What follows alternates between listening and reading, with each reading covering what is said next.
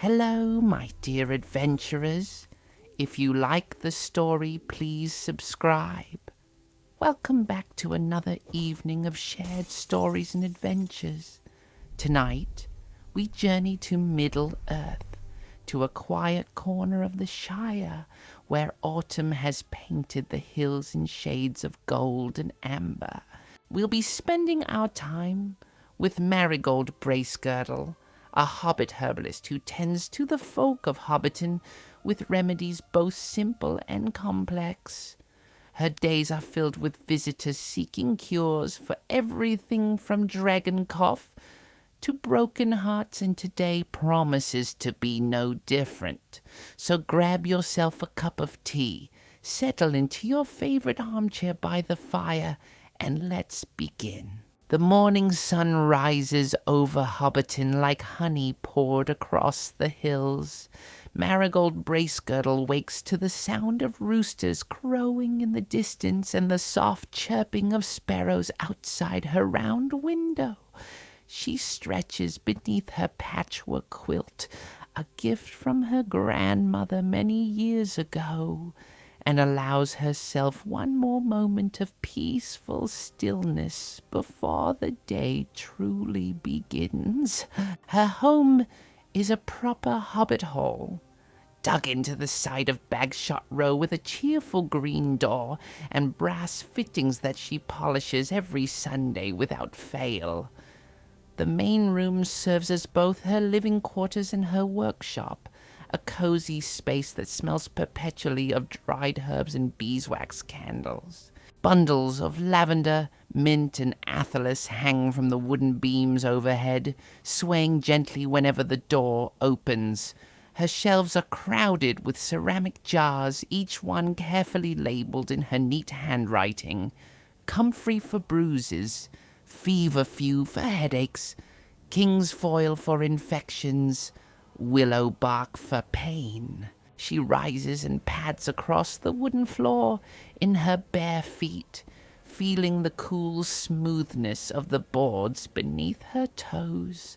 The morning chill makes her shiver, so she quickly pulls on her working dress, a sensible brown thing with deep pockets, and wraps a shawl around her shoulders. Her curly brown hair gets pinned back with wooden clips, though several rebellious curls immediately escape to frame her round, friendly face. The hearth needs attention first. Marigold kneels before it and stirs the embers from last night, adding kindling until small flames begin to dance. She builds the fire carefully, watching it grow from tentative flickers to a proper blaze. The warmth spreads through the room, chasing away the autumn chill, and she sighs with satisfaction. Her copper kettle goes on its hook above the flames, and while the water heats, she turns her attention to breakfast. From her pantry, she gathers thick slices of bread from the bakery, a wedge of yellow cheese, a pot of blackberry jam she made in summer, and 6 strips of bacon. The bacon goes into her iron skillet, and soon the room fills with its savory smell. She hums while she works, an old song her mother used to sing about dancing under the party tree. The bacon sizzles and pops. She turns each piece with a wooden fork until they're perfectly crispy, then sets them aside on a plate. 2 eggs go into the hot bacon fat, and she watches them cook, the whites turning opaque while the yolks remain gloriously golden. Toast goes on the hearthstone to warm, and when everything is ready, she arranges it all on her favorite blue plate. Breakfast is a serious matter for hobbits, and Marigold takes her time. The bacon is salty and rich. The eggs are perfect, with yolks that run when she cuts into them. The toast is slathered with butter and jam, sweet and tangy. She eats at her workbench, looking out through her window at Hobbiton waking up. Smoke rises from chimneys. Children run down the lane toward the mill. The gaffer is already in his garden, muttering to his vegetables as he always does. She's just finishing her tea when there's a knock at her door. 3 sharp raps, the kind that speak of urgency. Marigold sets down her cup and opens the door to find young Hamfast Gamgee, the gaffer's youngest son, looking worried. "Good morning, Miss Bracegirdle," he says, twisting his cap in his hands. "Begging your pardon for the early call, but my sister Marigold, well, she's taken a tumble from the apple tree. Cut her knee something fierce. Mother says, could you come have a look?" "Of course, dear," Marigold says immediately. "Let me gather my supplies. Give me just a moment." She moves with practiced efficiency, filling her leather satchel with what she'll need. Clean linen bandages, a jar of her healing salve made from comfrey and calendula, a bottle of diluted spirits for cleaning wounds, a small jar of honey, which is excellent for preventing infection. She adds a few pieces of candied ginger, knowing that children who've had a fright often need something sweet. Within 5 minutes she's walking up the lane with Hamfast, her satchel over her shoulder and her shawl pulled tight against the morning breeze. The Gamgee home is a cheerful hobbit hole with a red door and flower boxes in every window. Inside, she finds little Marigold Gamgee, all of 6 years old, sitting on a chair with her mother Belle holding her hand. The child's face is streaked with tears, and her knee is indeed badly scraped, dirt and bits of bark still embedded in the wound. "There now," Marigold says gently, kneeling before the child. "You've had quite an adventure this morning, haven't you? Let's see what we can do about that knee." "I was trying to reach the highest apple," little Marigold sniffles. "The really big red one. But the branch broke." "That must have been frightening," Marigold says, carefully examining the wound. "But you're very brave.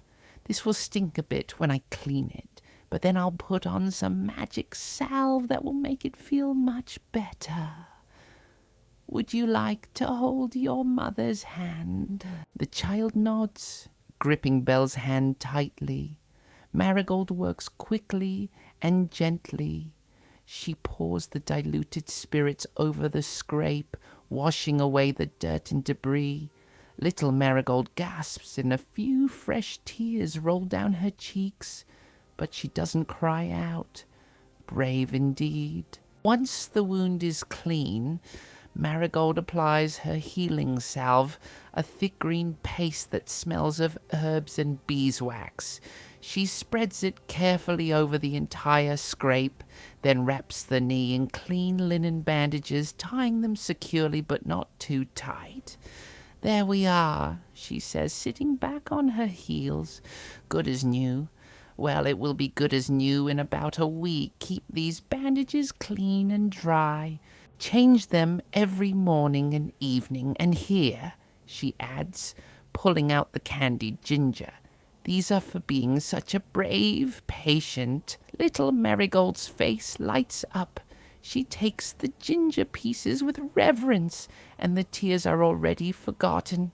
"Thank you, Miss Bracegirdle," she says solemnly. Belle Gamgee insists on paying, though Marigold protests. "It was nothing, really. Just a scraped knee." "It's not nothing when it's your own child hurting," Belle says firmly, pressing coins into Marigold's hand. "You have a gift, and gifts should be honored. Now, won't you stay for second breakfast?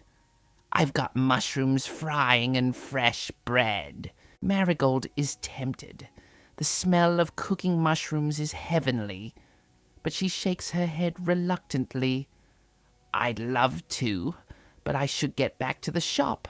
Folks will be coming by soon enough with their various ailments. but thank you kindly." She walks back down the lane, the morning sun now fully risen and warming her face. By the time she reaches her door, she can already see someone waiting. It's old Holman Greenhand, the gardener at Bag End, leaning heavily on his walking stick. "Miss Bracegirdle," he calls out, his weathered face creasing into a smile. "I was hoping to catch you early. My hands are acting up something terrible with this cold weather coming on. The joints are stiff as boards and aching fierce. I can barely hold my pruning shears, and there's work to be done in Master Bilbo's garden. Come inside, come inside," Marigold says warmly, unlocking her door. "Let's see what we can do for those hands of yours." Holman settles into the chair by her workbench with a grateful sigh, while Marigold builds up the fire again. For joint pain, especially in the hands, she has a particular preparation that works wonders. She's made it so many times that her hands move almost without thought. First she takes down her jar of dried willow bark. The bark is brown and papery, and she measures out a generous handful into her mortar. The pestle is smooth and heavy in her hand, worn from years of use, and she grinds the bark into a coarse powder. The slightly bitter scent rises in the air. Next comes meadowsweet, a delicate herb with creamy white flowers that she gathered from the banks of the water in midsummer. She adds a handful to the mortar and continues grinding. The meadowsweet has a sweet, almost almond-like scent that blends with the willow bark. To this she adds dried nettle leaves, which are wonderful for inflammation, and a pinch of ginger powder for warmth. She grinds everything together until she has a fine uniform powder the color of old wood. While she works, Holman tells her about the gardens at Bag End. "Master Bilbo has been acting strange lately," he says, shaking his head. "Keeps talking about adventures and far-off places. At his age, can you imagine? 50 years old and suddenly getting restless feet. Mark my words, no good will come of hobbits wandering off beyond the borders of the Shire." Marigold makes a non-committal sound, focusing on her work. She takes a small copper pot and fills it with water from her kettle, then adds her herbal powder. This goes on a hook over the fire, not directly in the flames, but close enough to heat gently. The mixture needs to steep, not boil. Boiling would destroy the delicate properties of the herbs. While it steeps, she prepares the base for the salve. Into a larger pot goes rendered pork fat, something every hobbit household has in abundance. She melts it slowly over the fire until it's liquid and clear. To this, she adds beeswax, just enough to give the final salve a firmer consistency. She stirs with a wooden rod, watching the wax melt and blend with the fat. The herbal infusion has turned a deep amber color, and the room smells of meadowsweet and ginger. She strains it carefully through clean linen, pressing the cloth to extract every drop of the precious liquid. Then, slowly and carefully, she pours the strained liquid into the melted fat and wax, stirring constantly. The mixture hisses and steams, and gradually it begins to blend into a smooth, creamy consistency. She pours it into a small ceramic jar and sets it aside to cool. Within a few minutes, it will solidify into a firm salve, golden yellow and fragrant. "Now, while that cools, let me see those hands," she says to Holman. The old gardener extends his gnarled hands, and Marigold examines them with gentle fingers. The joints are indeed swollen, the knuckles prominent and red. Years of hard work in all weather have taken their toll. The salve will be ready in just a moment, she tells him. Use it morning and evening, rubbing it well into the joints. You should feel improvement within a few days. And here, she adds, reaching for another jar, take this willow bark tea. Brew a cup each evening before bed. It will help with the pain from the inside. You're a blessing, Miss Bracegirdle, Holman says with genuine warmth. What would we do without you? You'd manage, I'm sure. Marigold replies with a smile, but she's pleased nonetheless. By the time Holman leaves, clutching his jar of salve and his packet of tea, the morning is well advanced.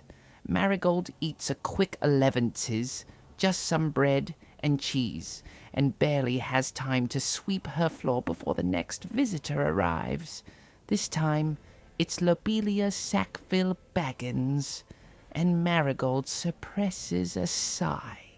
Lobelia is a difficult woman at the best of times, sharp-tongued and perpetually dissatisfied.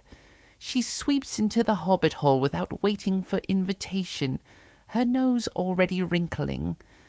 It smells very strongly of herbs in here, she says critically. Quite overwhelming. I don't know how you stand it.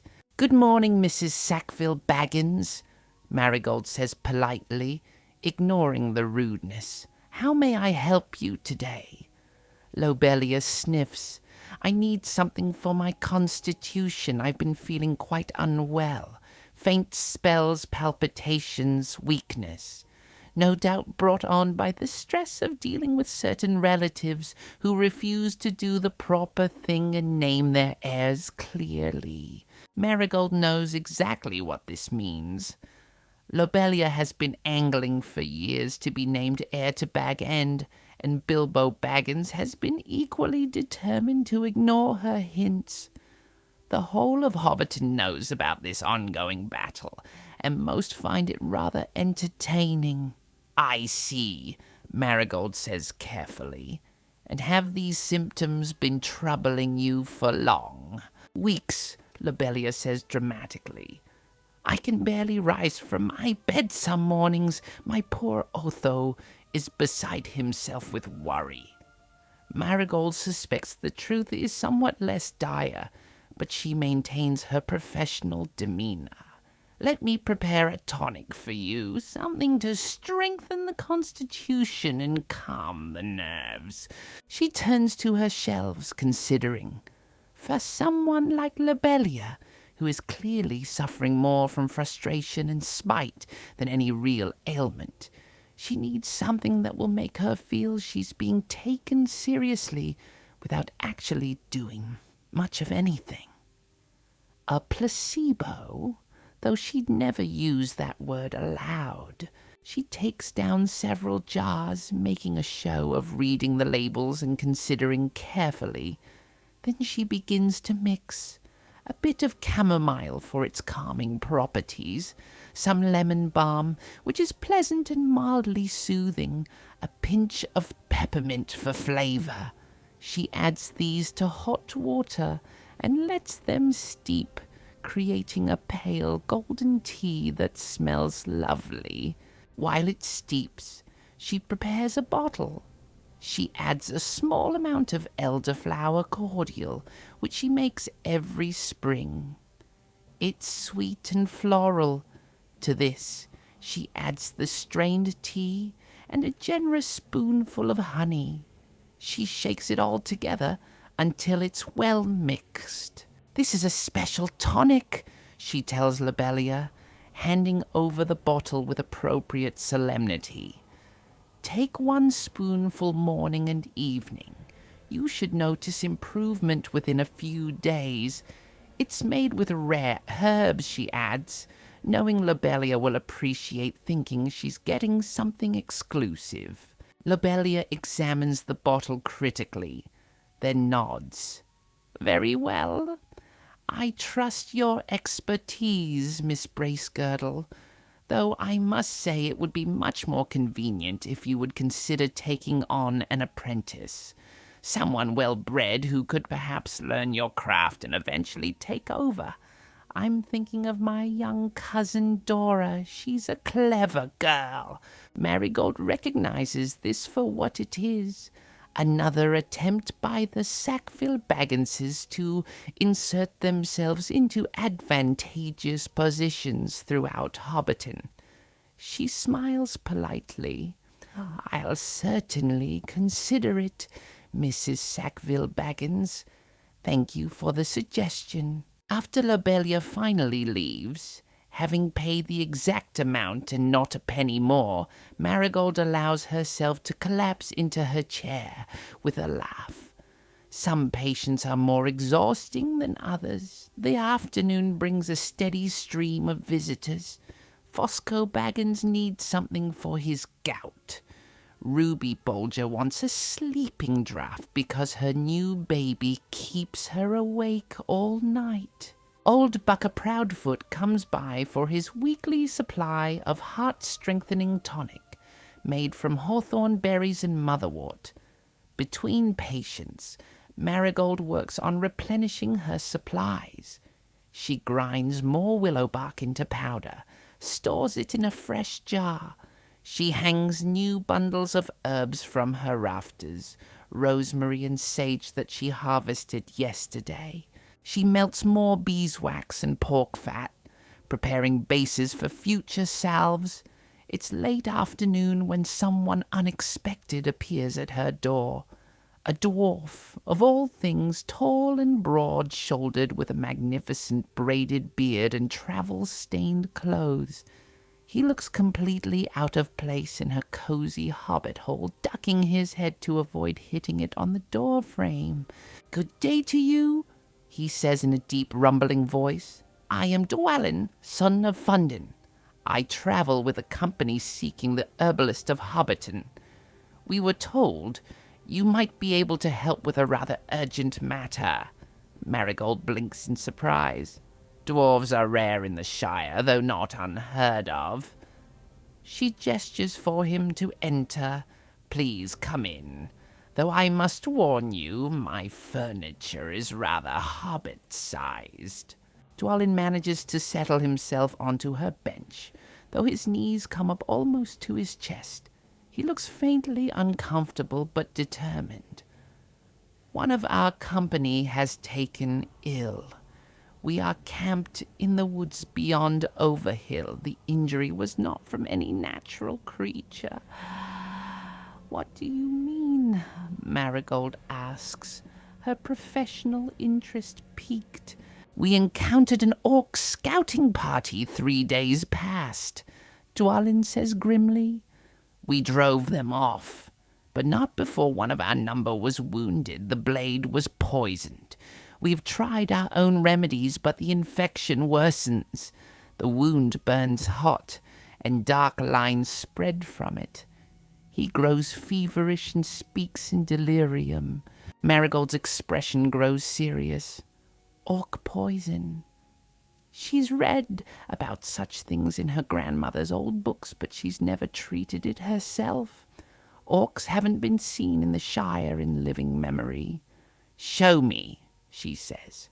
"I cannot bring him here," Dwalin says. "He is too ill to move far. Could you come to our camp? I give you my word as a dwarf of the House of Durin that you will be safe and returned home before nightfall." Marigold hesitates only a moment. She's a healer, and someone needs help. That's all that matters. She nods. "Let me gather my supplies. This will take a few minutes." She works quickly but carefully. For orc poison, she'll need strong medicine. She packs several jars of athalas, the healing herb that king's men once used to treat such wounds. She adds strong spirits for cleaning, clean bandages, her sharpest knife in case the wound needs opening to drain, honey, garlic, which is powerful against infection. comfrey, and calendula. She throws in several other jars, uncertain what she might need. Her largest leather bag is soon full. She pulls on her warmest cloak, tucks extra handkerchiefs in her pockets, and follows Dwalin out into the late afternoon. They walk away from Hobbiton, heading toward the wilder lands beyond the farms and fields. The sun is lower now, casting long shadows. Marigold has to hurry to keep up with the dwarf's long stride, her short hobbit legs working double time. The camp is in a sheltered dell, hidden from the road by a stand of old oak trees. There are several dwarves here, all of them armed and watchful. A small fire burns in a ring of stones. Beside it, wrapped in blankets and lying very still, is a young dwarf. Even from a distance, Marigold can see he's in bad shape. "This is Kili," Dwalin says quietly. His brother Philly kneels beside him, holding his hand. The rest of the company stands back respectfully as Marigold approaches. She kneels beside the wounded dwarf and carefully pulls back the blankets. The wound is on his thigh, a deep gash that should have been healing by now, but instead looks angry and inflamed.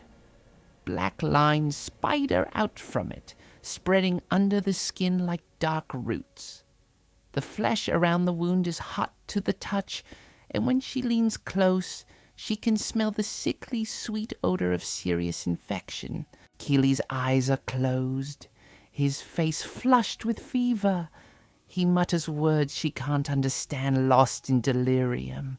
"How long ago was he wounded?" she asks.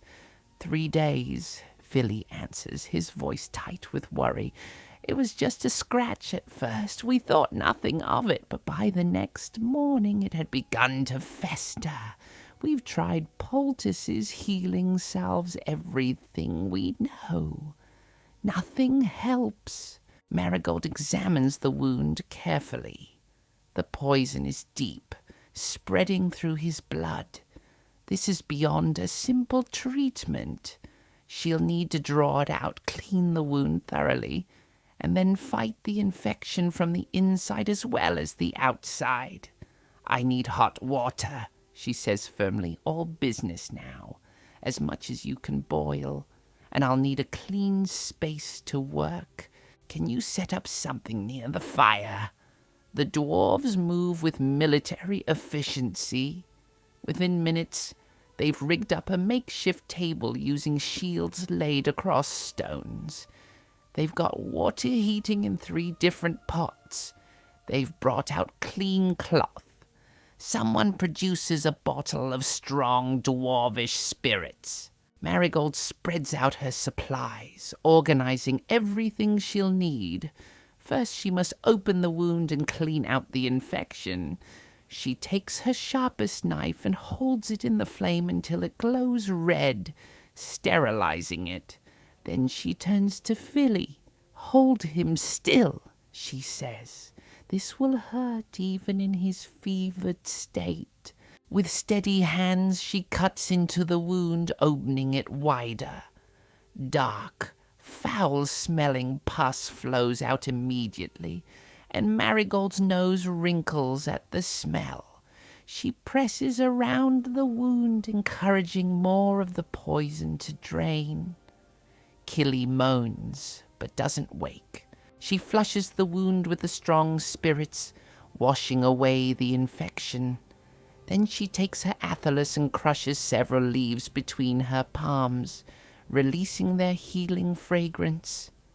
The scent fills the air, clean and sharp, pushing back the smell of infection. She packs the crushed leaves directly into the wound. "Bring me that boiling water," she calls, and when it comes, she adds more athelas to it, along with garlic, honey, and a generous splash of the dwarvish spirits. She tears the garlic with her hands, releasing its powerful oils. The mixture steams and the smell is strong enough to make her eyes water. She soaks clean linen in this mixture and applies it as a hot compress directly to the wound, as hot as she dares. Killy gasps and his eyes fly open, but Philly holds him steady. "Easy, brother," Philly murmurs. "The healer is helping you." Marigold works with intense focus. She changes the compress every few minutes, keeping it as hot as possible. Each time more darkness seems to drain from the wound. The black lines under his skin begin to fade, slowly but noticeably. After nearly an hour of this treatment, the wound finally looks cleaner. The angry red color is fading to a more normal pink. The black lines have retreated. The smell is better. Marigold sits back on her heels, exhausted but satisfied. "Now we must treat from the inside," she says. She prepares a strong tea using more athelas, adding willow bark for the fever and pain, and a touch of mint to make it more palatable. She helps Killy sit up enough to drink, and though he's barely conscious, he manages to swallow most of it. She bandages the wound with clean linen soaked in honey, which will keep it clean and help it heal. Then she turns to Filey. "Change these bandages every morning and evening. Clean the wound each time." With this, she hands him a bottle of the diluted spirits and apply fresh honey. "Make sure he drinks this tea 3 times a day." She hands over a large packet of the herbs. "And if the black lines return or if the fever doesn't break by tomorrow morning, send for me immediately." "Will he live?" Philly asks, his voice barely a whisper. Marigold looks at Killy, who seems to be resting more easily now. His face is still flushed, but some of the tension has left his body. "Yes," she says firmly, "I believe he will. The poison is drawn.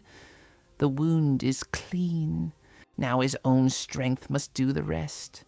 But he's young and strong. He'll recover."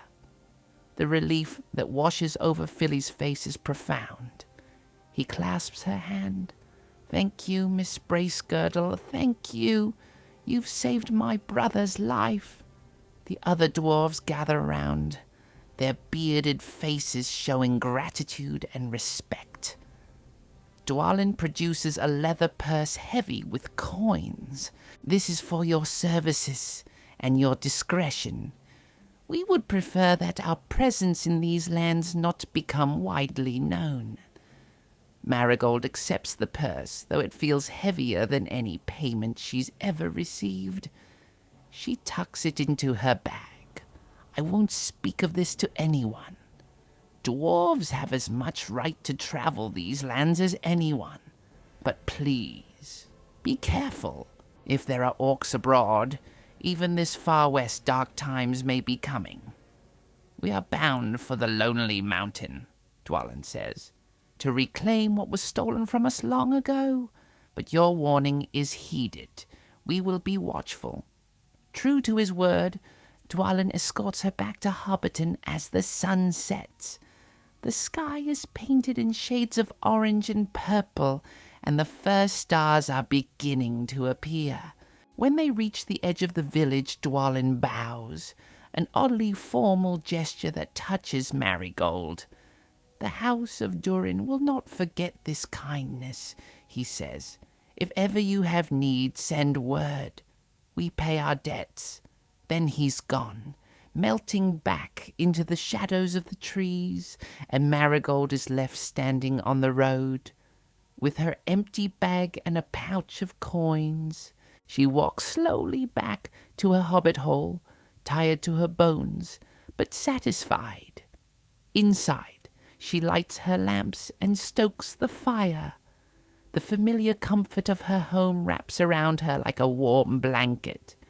She prepares a simple dinner, bread and cheese and the last of yesterday's soup, and eats it standing at her workbench. As she's washing her dishes, there's a soft knock at her door. She opens it to find Sam Gamgee, Hamfast's oldest son, holding a covered basket. "Begging your pardon, Miss Bracegirdle," Sam says shyly. "Mother sent this over. She said you'd been so kind with young Marigold this morning, and she knew you'd been busy all day and probably hadn't had a proper meal." Inside the basket is a still warm mushroom pie, a wedge of apple cake, and a small crock of butter. The smells make Marigold's mouth water. Her simple dinner suddenly seems inadequate. "Please thank your mother for me," she says warmly. "This is most kind." After Sam leaves, she cuts herself a generous slice of the pie. The pastry is flaky and golden, the mushrooms tender and savory. She eats it slowly, savoring every bite, and follows it with a piece of the apple cake, sweet and spiced with cinnamon. She's just finishing when she hears voices outside, singing voices. She opens her door to find a group of young hobbits gathered in the lane, practicing songs for the upcoming harvest festival. Their voices rise in harmony, singing of golden fields and full barns and the joy of autumn. Marigold stands in her doorway and listens, feeling a deep sense of contentment. This is her life, healing the sick, helping her neighbors, being part of this community. The encounter with the dwarves was extraordinary, yes, but this simple evening in Hobbiton, this is what makes it all worthwhile. She goes back inside and begins her evening routine. The fire gets banked for the night. Her tools get cleaned and put away.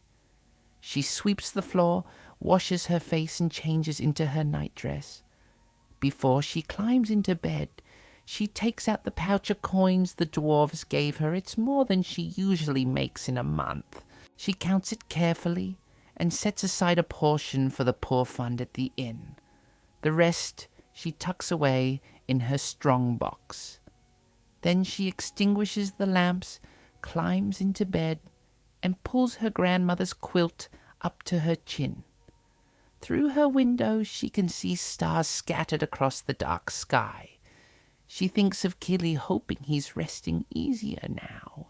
She thinks of little Marigold Gamgee and her scraped knee. She thinks of old Holman and his aching hands.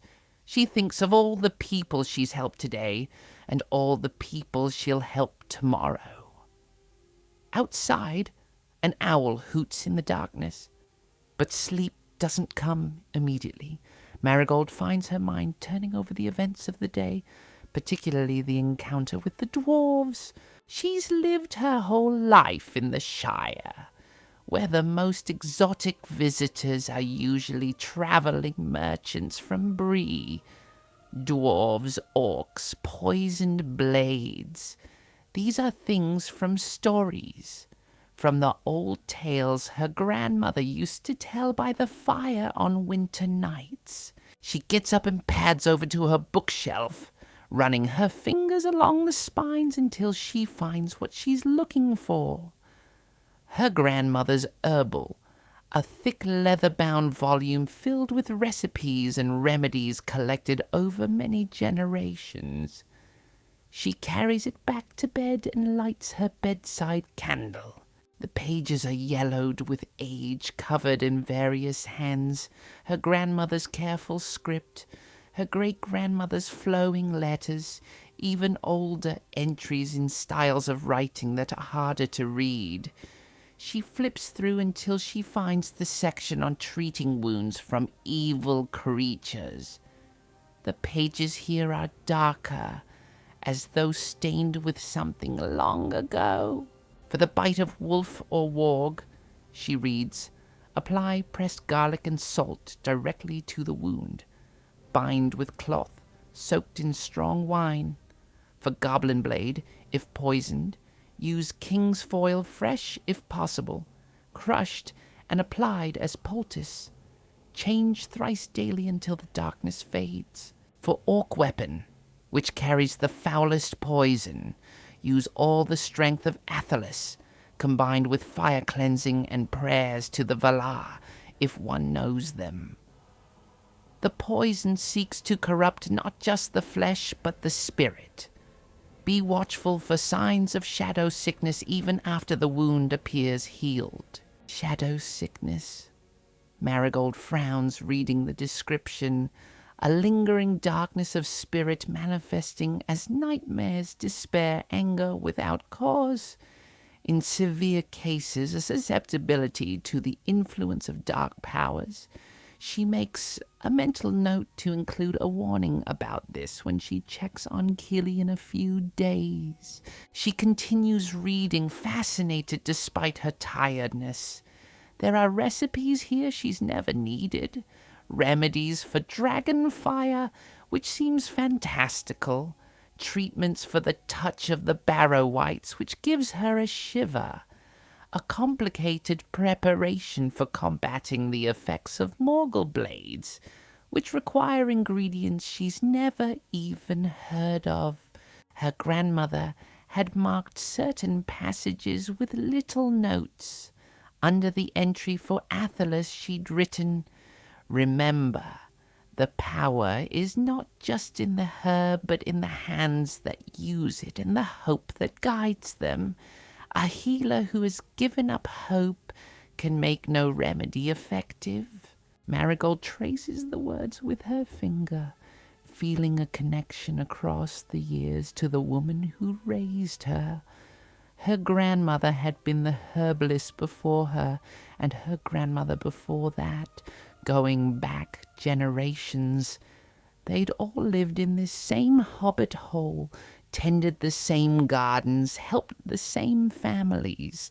She closes the book and sets it carefully on her bedside table.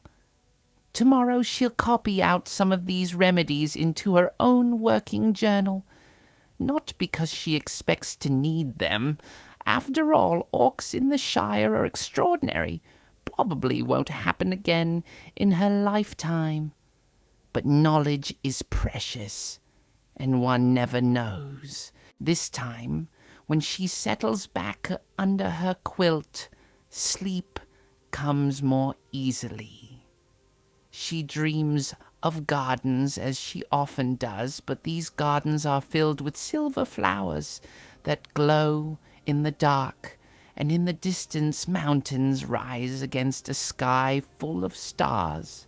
The next morning dawns clear and cold. Marigold wakes to find frost on her window, the first real frost of autumn.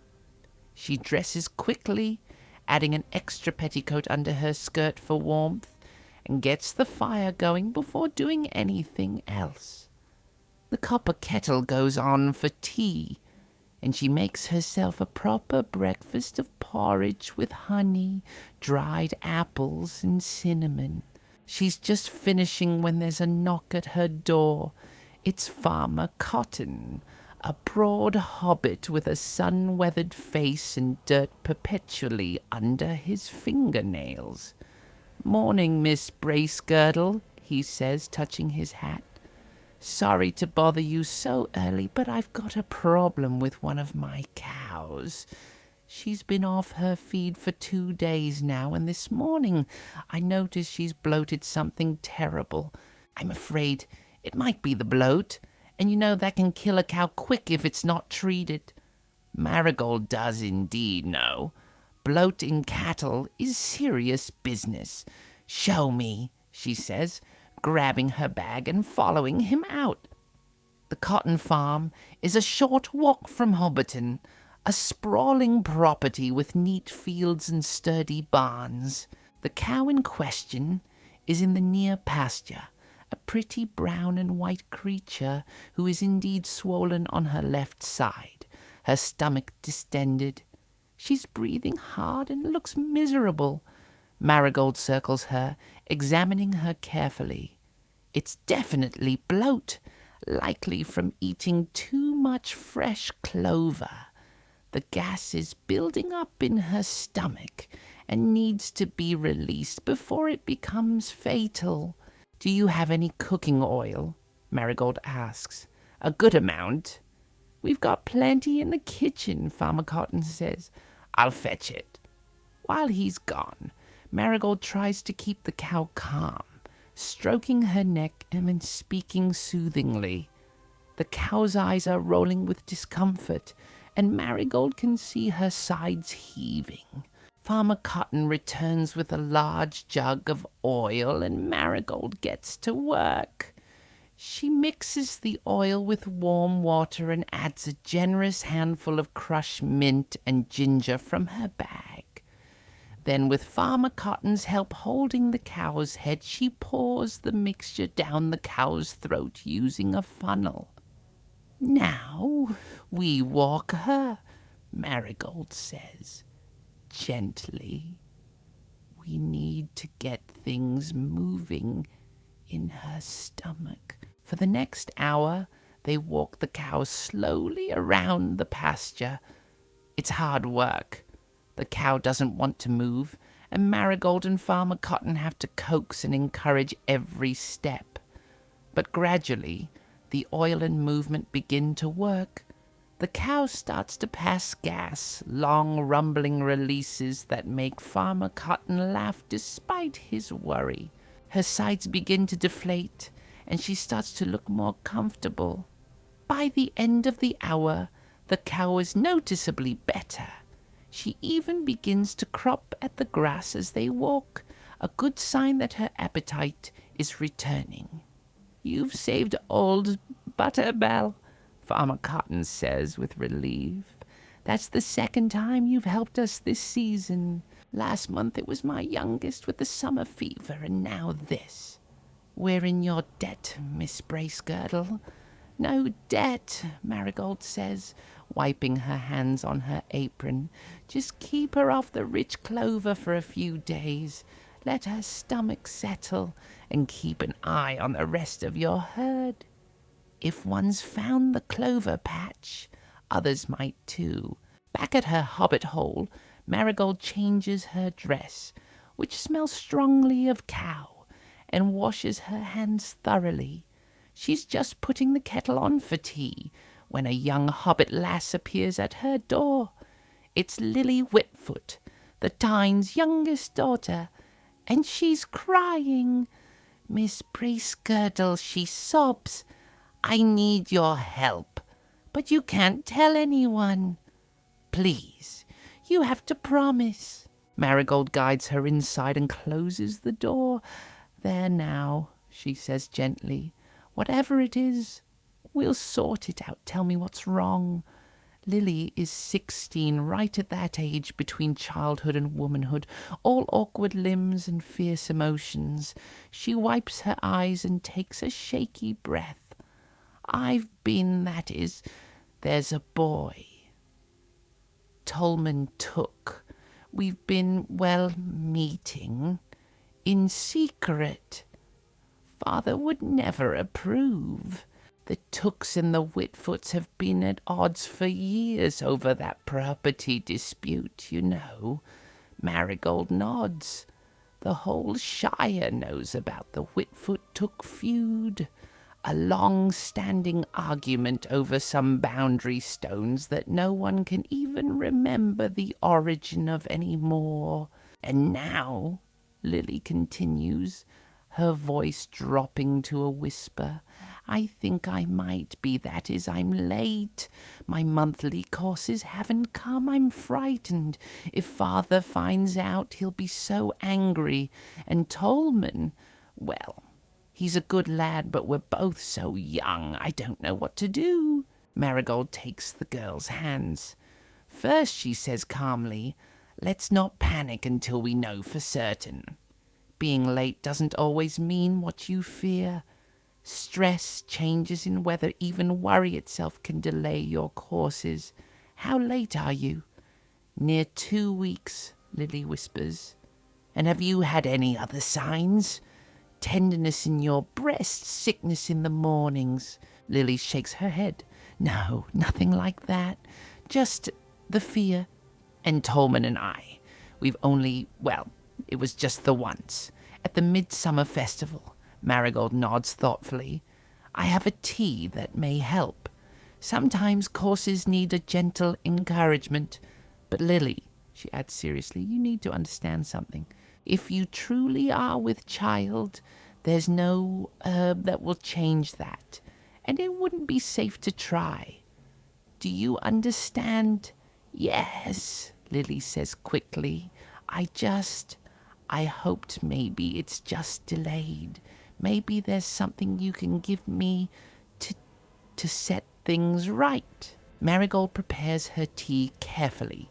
She uses pennyroyal, known for bringing on delayed courses, along with ginger and raspberry leaf. As she works, she talks gently to Lily about being careful, about the realities of relations between men and women, about how love and passion can lead to consequences that last a lifetime. Drink this tonight before bed, she says, handing over the tea. And again tomorrow morning. If your courses are simply delayed, this should help. If they don't come within 3 days, you need to come back and see me. And Lily, she adds, catching the girl's eye, whatever happens, you won't face it alone, but you'll need to tell your father eventually, if it comes to that. I know, Lily says miserably. Thank you, Miss Bracegirdle. You won't tell anyone. Your secrets are safe with me, Marigold promises. That's part of being a healer. After Lily leaves, Marigold sits for a long moment, thinking about the weight of the knowledge she carries. She knows things about almost everyone in Hobbiton. She knows who drinks too much, who beats their spouse, who has diseases they're ashamed of, who loves someone they shouldn't. All of it comes to her eventually, because when people are sick or scared, they tell their healer things they tell no one else. It's a heavy responsibility, but one she accepted long ago when she took on this profession. Trust is sacred. Without it, she couldn't do her work. The afternoon brings more visitors. The blacksmith needs burn salve. The baker's wife wants something for her husband's persistent cough. 3 children come in together, daring each other to ask for a love potion, and Marigold sends them away laughing with candied violets and advice to just talk to the objects of their affection like normal hobbits. She's restocking her shelves when she hears a commotion outside. Voices raised in alarm. She hurries to her door and finds a crowd gathering near the mill. She runs toward it, her healer's instincts overriding everything else. At the center of the crowd is Sandy Man the Miller, lying on the ground and clutching his chest. His face is gray, and he's struggling to breathe. His son Ted kneels beside him, looking panicked. Father just collapsed, Ted says when he sees Marigold. 1 minute he was fine, checking the water wheel, and the next he was on the ground, saying his chest hurt. Marigold drops to her knees beside the miller. His pulse is rapid and weak under her fingers. His skin is cold and clammy. His breathing is shallow and pained. She's seen this before in older hobbits, particularly those who've worked hard physical labor all their lives. It's an affliction of the heart itself. We need to get him inside, somewhere warm, she says. Gently now. Don't jostle him. Several strong hobbits lift Sandyman carefully and carry him into his house. They lay him on his bed, and Marigold immediately begins her work. She elevates his head and shoulders with pillows to help him breathe. She loosens his collar and belt. From her bag, she takes a small bottle she keeps for emergencies. Foxglove tincture, powerful and dangerous if used wrongly, but invaluable for a failing heart. She measures out a careful dose and places it under Sandy Man's tongue. "Everyone out," she says firmly. "Give him air. Ted, you can stay, but the rest of you, please." The crowd reluctantly disperses, though they linger outside, whispering anxiously. Marigold sits beside the miller, monitoring his pulse, his breathing, the color of his skin. Slowly, gradually, the foxglove begins to work. His breathing eases. The color starts to return to his face. His pulse, while still weak, becomes more steady. After what feels like hours, but is probably only half an hour, Sandy Man's eyes flutter open. "What?" he croaks, his voice weak. "What happened? Your heart gave you a fright," Marigold says gently. "You need to rest, completely rest. No work for at least a week, maybe longer." "But the mill," Sandy Man protests feebly. "I'll run the mill, father," Ted says firmly. "You just worry about getting better." Marigold prepares several doses of the foxglove tincture and gives them to Ted with strict instructions. 1 drop under his tongue 3 times a day. Not more. Too much will kill him as surely as too little will fail to help. And he must rest. I mean truly rest. No getting up to check on things. No worrying about the business. His heart needs time to recover. She stays until she's satisfied that Sandy Man is stable and sleeping peacefully. By the time she leaves the mill, the sun is setting and she's exhausted. She trudges home, her feet aching and her back sore from bending over patients all day. At her door, she finds a surprise. A small package wrapped in cloth, sitting on her doorstep. She picks it up and carries it inside. Curious, when she unwraps it, she finds a beautiful new mortar and pestle, carved from green marble with her initials engraved on the side. There's a note in careful runic script. "For the healer who asks no questions and judges not. May your medicines be ever strong, and your hands ever steady. From a grateful company." Marigold smiles, running her fingers over the smooth stone. The dwarves. She sets the new mortar and pestle on her workbench, where the afternoon light catches the green marble and makes it glow like captured forest light. She makes herself a simple dinner and eats it slowly, too tired to do more than chew and swallow. Then she takes her grandmother's herbal and her own working journal and begins copying out remedies. The one for Morgul blade wounds, the treatment for warg bites, the complicated preparation for dragon fire, even though she's quite certain she'll never need it. She works by candlelight, her careful hand forming each letter, each instruction. This knowledge, passed down through generations, might seem useless in the peaceful Shire, but today she treated orc poison. Who knows what tomorrow might bring? As she writes, she thinks about the dwarves, heading east toward the lonely mountain. She wonders about their quest, about what drives someone to leave comfort and safety for danger and glory. It's so foreign to the hobbit way of thinking, and yet isn't there something admirable about it? The courage to face great evil, to fight for what was stolen, to refuse to accept defeat. She thinks about Bilbo Baggins, who Holman said has been acting strange, talking of adventures. She's known Bilbo all his life. He's a respectable hobbit, a Baggins of Bag End, not given to foolishness. But there's something in his eyes lately, a restlessness that wasn't there before. Perhaps she thinks the world is changing.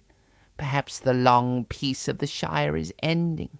Perhaps dark times are coming, times when healers will need to know more than how to treat scraped knees and autumn coughs. She finishes her copying and closes both books. Then she prepares for bed, going through her evening routine with mechanical efficiency. As she's about to blow out her candle, there's a soft knock at her door. She opens it to find Lily Whitfoot, her face streaked with tears, but smiling. "It came," she says simply. "Just now, it came. Thank you, Miss Bracegirdle, thank you so much." Marigold hugs the girl, feeling her relief and gratitude. "I'm glad," she says. "Now go home and get some sleep. And Lily, be more careful in the future." "I will," Lily promises. "I swear it."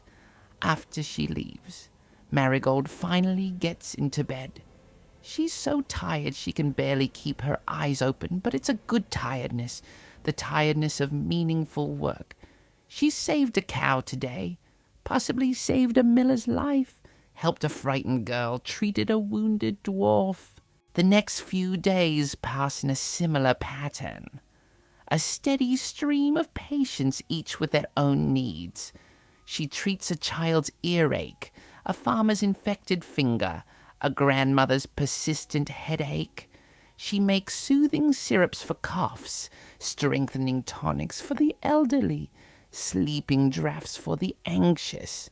On the third day after treating Killy, she takes a walk toward Overhill, ostensibly to gather herbs, but really to check on the dwarf. She finds the camp easily enough. The dwarves have stayed, clearly waiting for Killy to be well enough to travel. Dwalin greets her with a bow.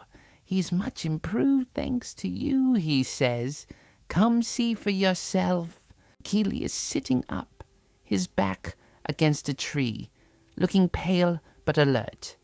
The fevered flush is gone from his face, and when he smiles at her, his eyes are clear.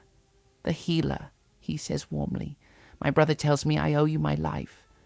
Marigold kneels beside him and examines the wound. It's healing beautifully, the edges knitting together, no sign of the black lines or infection.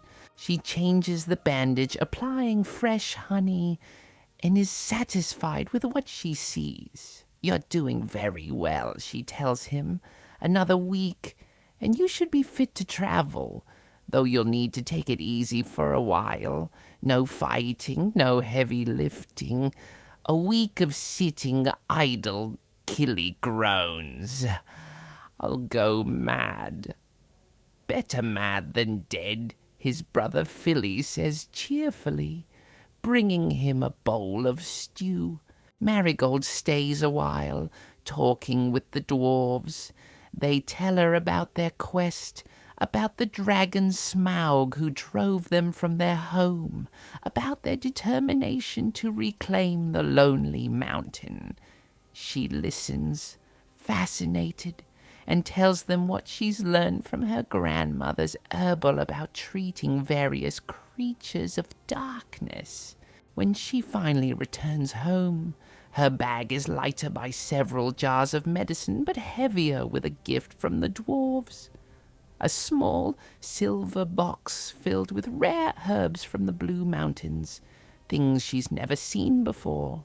Silverweed for warding off evil dreams, starlight moss for treating curse wounds, crystal root for purifying poisoned blood.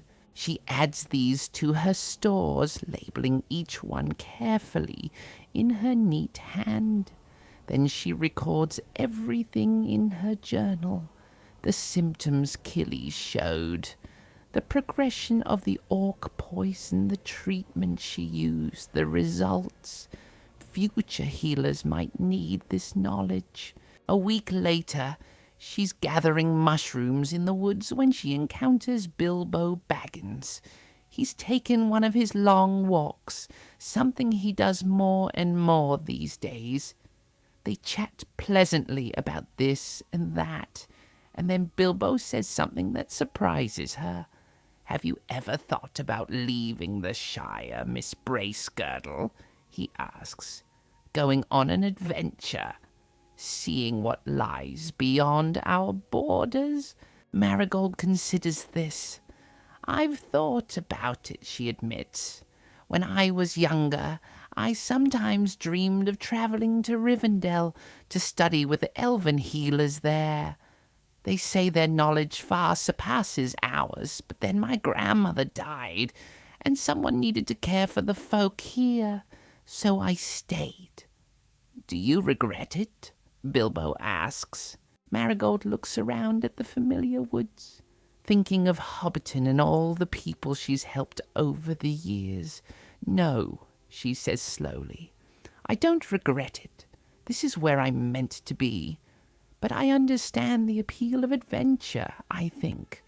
The wide world has its call, indeed it does," Bilbo says softly, almost to himself. "Indeed it does." They part ways and Marigold walks home through the golden afternoon light, her basket full of mushrooms.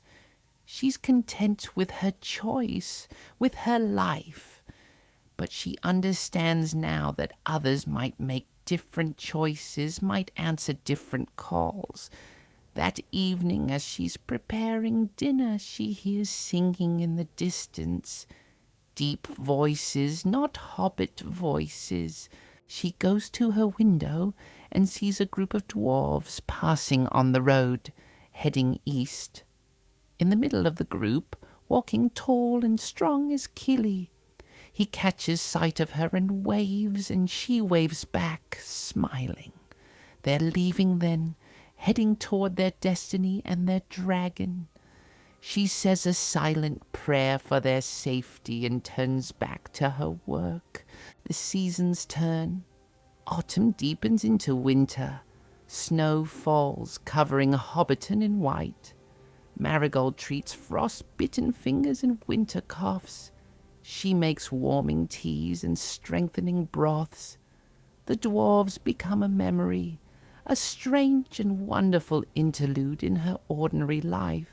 Then, one spring morning, nearly a year after she treated Killy, a messenger arrives in Hobbiton. A dwarf, dressed in fine clothes, bearing a sealed letter. The letter is for her. Inside, in careful script, is a message. The lonely mountain is reclaimed. The dragon is dead. And a healer's wisdom saved a prince who in turn helped save a kingdom. Your kindness is remembered. Should you ever have need, the House of Durin stands ready to repay the debt. With deepest gratitude and respect, Thorin Oakenshield, King under the Mountain. Marigold reads the letter 3 times, hardly able to believe it. The dwarves succeeded. They reclaimed their home. And Killy, the young dwarf she treated in a forest dell, is apparently a prince. She folds the letter carefully and tucks it into her grandmother's herbal, between the pages about treating creatures of darkness.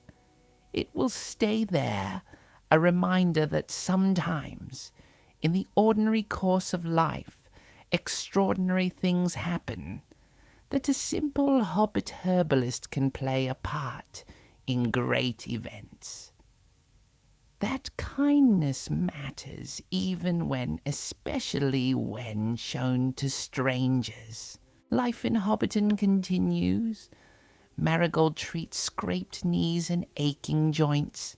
She delivers babies and closes the eyes of the dying. She gathers herbs and mixes remedies. She sits by bedsides and holds frightened hands. She listens to secrets and keeps confidences. Years pass. Hobbits are born, grow up, have children of their own. The seasons turn in their endless cycle. And through it all, Marigold Bracegirdle remains, the herbalist of Hobbiton, with her green door and her bundles of hanging herbs and her steady healing hands. The winter after the dwarves reclaim the lonely mountain is particularly harsh. Snow falls in drifts as high as a hobbit's head, and the cold seeps into everything.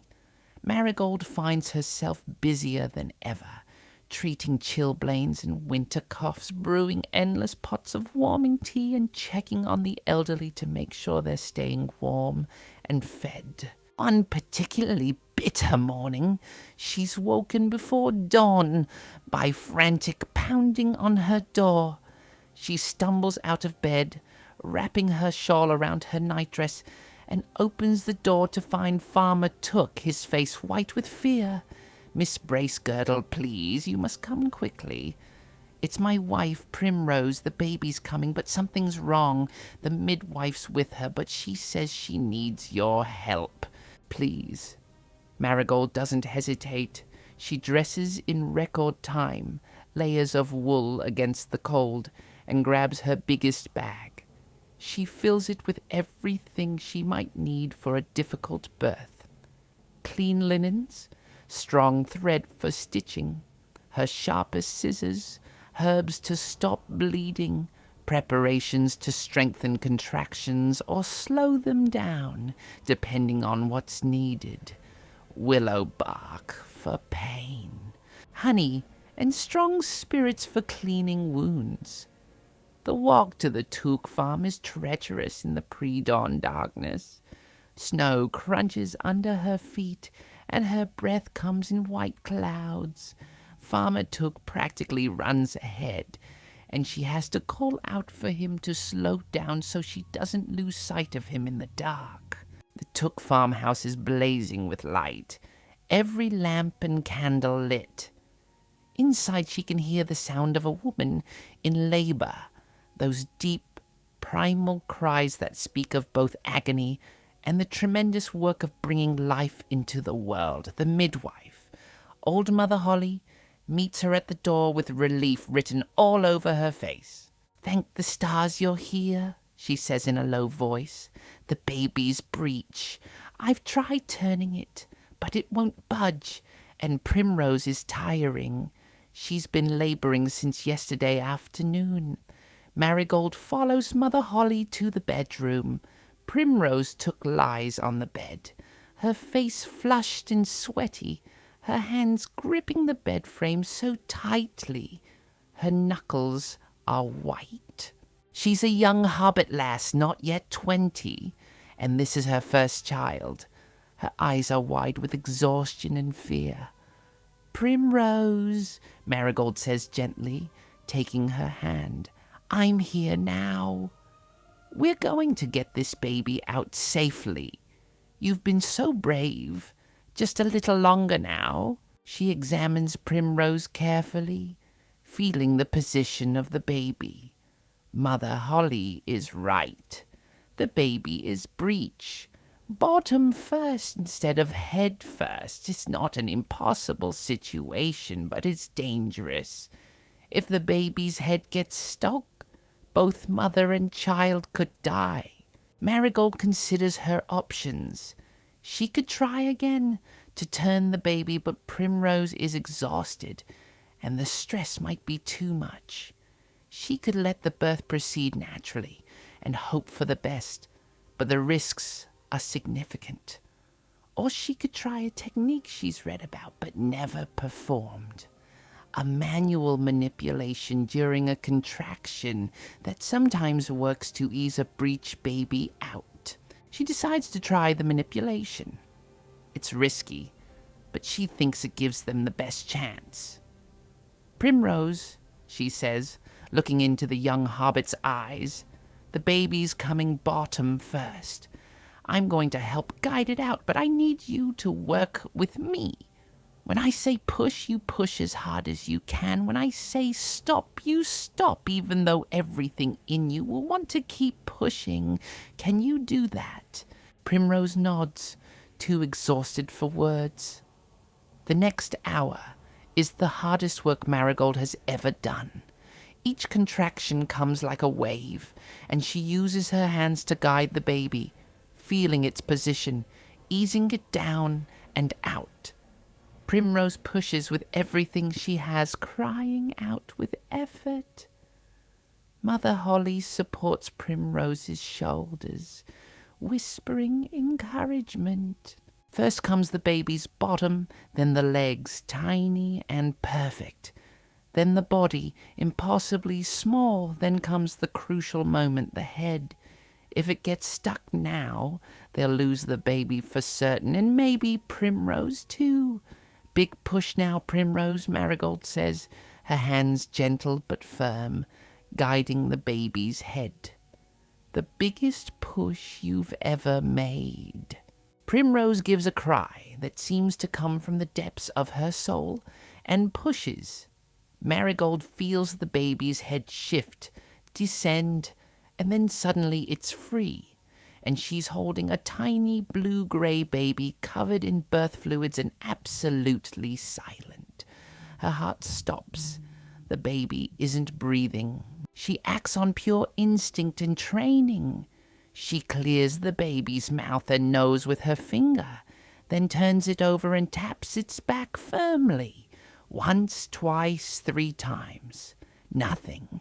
She brings it to her mouth and breathes gently into its tiny nose and mouth, the smallest breath she can manage. And then, praise the stars, the baby coughs, sputters, takes a breath, and begins to wail, that beautiful, furious sound of new life. The baby's skin turns from blue to pink before her eyes. Marigold laughs, a sound halfway between a sob and pure joy, and wraps the baby in a clean cloth. "It's a girl," she says, placing the baby on Primrose's chest. "A beautiful, perfect little girl." Primrose is crying, her hands cupping her daughter's tiny head. Mother Holly is crying. Even Marigold has tears running down her cheeks. Outside, they can hear Farmer Took whooping with joy when someone tells him the news. The afterbirth comes easily, and Marigold examines it carefully to make sure it's complete. There's some bleeding more than she'd like, so she prepares a strong tea of shepherd's purse and yarrow, herbs that help the womb contract and stop excessive bleeding. She makes Primrose drink it all despite her exhaustion. Then she tends to the minor tears from the birth, carefully stitching with practiced hands while Mother Holly distracts Primrose with the baby. By the time the sun rises, mother and daughter are both clean, comfortable, and resting peacefully.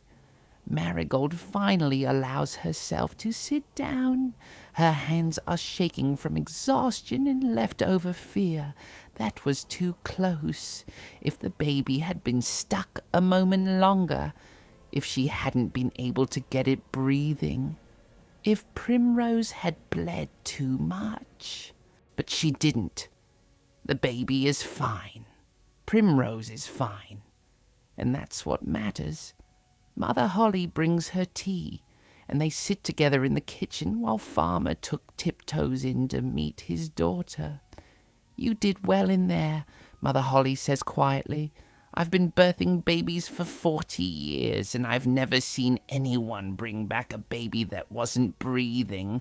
That was something special. I was terrified," Marigold admits. "Good healers always are," Mother Holly says. "The ones who aren't scared are the dangerous ones. Fear keeps you careful." Marigold stays until midday, making sure Primrose can nurse the baby, that there's no sign of fever or excessive bleeding. She leaves detailed instructions with Mother Holly about what to watch for, what herbs to give, when to send for her if there's any concern. When she finally trudges home through the snow, she's so tired she can barely put one foot in front of the other. But her heart is full. She saved 2 lives today. There's no better feeling in the world. She sleeps for 12 hours straight and wakes to find a basket on her doorstep. Inside are fresh eggs, a wheel of cheese, a pot of honey, and a note in Farmer Took's careful handwriting. For the healer who saved my wife and daughter, we will never forget. The baby is named Marigold in her honor. Spring comes eventually, as it always does, melting the snow and coaxing green shoots from the brown earth. Marigold spends long days in her garden planting and tending. She grows everything she needs for her remedies: chamomile and lavender, comfrey and calendula, mint and lemon balm, rosemary and sage. The work is hard digging and weeding and watering, but it's peaceful work. And after the intensity of winter, she craves peace. One warm afternoon, she's on her knees in the herb garden transplanting seedlings when she hears the sound of pipes in the distance, music and laughter and the jingling of bells. She stands brushing dirt from her skirt and sees a caravan approaching on the road. A group of travelers, hobbits by the look of them, but not local folk. They're wearing bright colors, reds and yellows and greens, and they're playing instruments as they walk, pipes and fiddles and drums. Some are juggling, keeping colorful balls dancing in the air. Children run alongside them, laughing and trying to catch the balls. The caravan stops in the center of Hobbiton, and the travelers set up what looks like a traveling show. They erect a small stage, string up colorful bunting, lay out their wares. Soon villagers are gathering to see what's on offer. Marigold, curious, wipes her hands on her apron and joins the crowd. The travelers are selling things, beautiful things, hand-woven shawls in intricate patterns, carved wooden toys, jewelry made from river stones and copper wire, jars of honey and jam from distant lands. And there, at one stall, Marigold's eye is caught by something extraordinary. Books, not just any books, but herbals, books about healing. She moves closer, drawn like a moth to flame. The hobbit tending the stall smiles at her. "You have a healer's eye," he says. "I can always tell. My name is Tobold Hornblower, and I've traveled all across the Shire and beyond, collecting knowledge about the healing arts." Marigold picks up one of the books reverently. It's beautifully made, with a leather cover tooled in intricate designs. She opens it carefully and finds pages filled with drawings of plants, each one labeled with its name and uses. Some of the plants she recognizes, some she's never seen before. This one, Tobold says, pulling out another book, came all the way from the South Farthing. It's got remedies for ailments of the stomach and digestion. And this one, he shows her a third, is from a healer in Buckland who specializes in treating injuries and broken bones. Marigold looks at the prices and her heart sinks. They're expensive, more than she can afford. She's saved some money, yes, but these books would take almost all of it. Tobold sees her expression, and his smile turns sympathetic.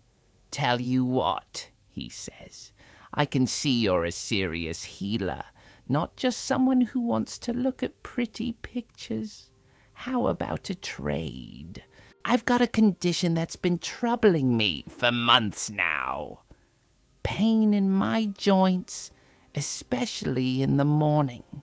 Stiffness that doesn't ease until I've been up and moving for an hour or more.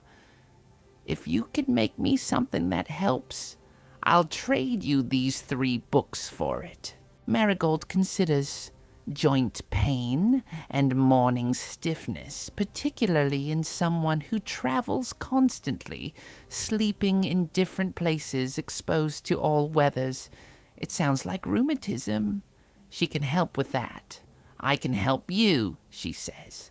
Come to my workshop tomorrow morning and I'll have something ready for you. She spends the evening preparing the most effective rheumatism remedy she knows.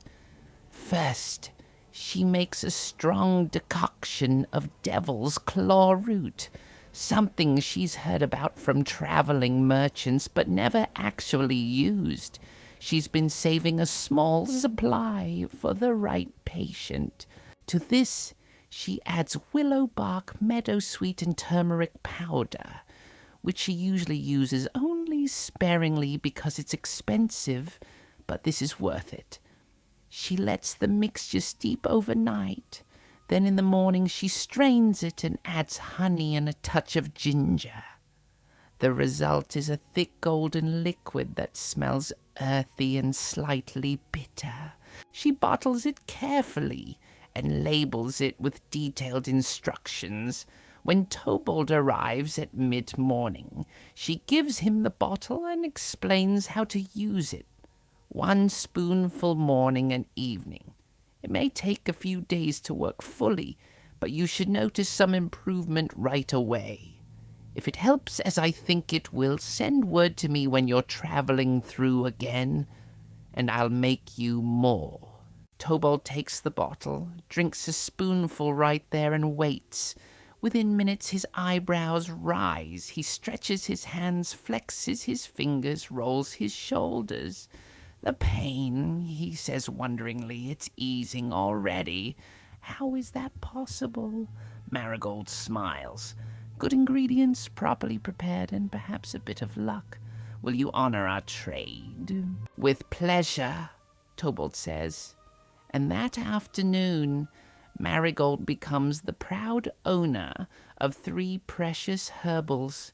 She spends the evening poring over them by candlelight, discovering new remedies, new techniques, new plants she's never heard of. It's like finding treasure. Over the following weeks, she copies out the most useful recipes into her own working journal. A treatment for falling sickness, which causes seizures. A preparation for heart palpitations. A complicated remedy for the stone, which causes terrible pain in the kidneys and bladder. Each one she transcribes carefully, adding her own notes and observations. Summer comes, bringing long golden days. Marigold's garden flourishes, every plant heavy with leaves and flowers. She harvests constantly, drying herbs and making oils and tinctures while the plants are at their peak. The work is endless, but satisfying. There's something deeply pleasing about putting by stores for winter, knowing that when the snow comes again, she'll have everything she needs to care for her patients. One hot afternoon, as she's hanging bundles of mint to dry, she receives an unusual visitor, a young woman, not a hobbit, but a human, tall and slender, with long dark hair and piercing grey eyes. She's dressed for travel in practical clothes, and she carries a staff that marks her as someone who walks the roads. Are you the healer known as Marigold Bracegirdle? The woman asks. I am, Marigold says cautiously. Humans are not common in the Shire, though not unheard of. They're usually rangers, the mysterious guardians who patrol the borders and keep the dark things at bay. My name is Aranel, the woman says. I am a ranger of the north. One of my company was injured 3 days ago, a poisoned arrow. We've treated the wound as best we can, but the poison is beyond our skill. I was told by a company of dwarves that there is a healer in Hobbiton who might help. one who had successfully treated orc poison. Marigold nods slowly. "The dwarves," she says. "Yes, I remember. Where is your companion?" "A half-day's ride from here, in the Chetwood.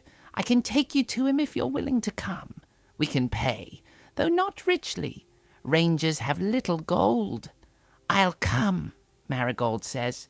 "Let me gather supplies." She packs her bag with everything she might need for poison treatment. Athelas, of course, lots of it. Strong spirits, clean bandages. Her new knowledge from the books includes a recipe for a powerful anti-venom that might help. She adds the ingredients for that as well. Aranel has a horse, a grey mare with intelligent eyes. She helps Marigold mount behind her, and they ride out of Hobbiton at a pace that makes Marigold clutch the ranger's waist in fear. Hobbits are not great riders at the best of times, and Marigold in particular has never been comfortable on horseback. They reach the ranger camp in a few hours. It's hidden in a small clearing, well concealed from the road. There are 4 rangers there, 3 men and a woman, all of them armed and watchful. The injured ranger lies beside the fire, wrapped in blankets and shivering despite the summer heat. Marigold dismounts, her legs shaky, and hurries to his side. He's young, barely more than a boy, with fever, bright eyes, and skin that's too pale. The wound is on his shoulder, a deep puncture from an arrow. The flesh around it is swollen and discolored, and dark lines spread down his arm and across his chest. "Tell me about the poison," Marigold says, as she begins to examine the wound. "Orc arrow," one of the rangers says grimly. "We've seen it before.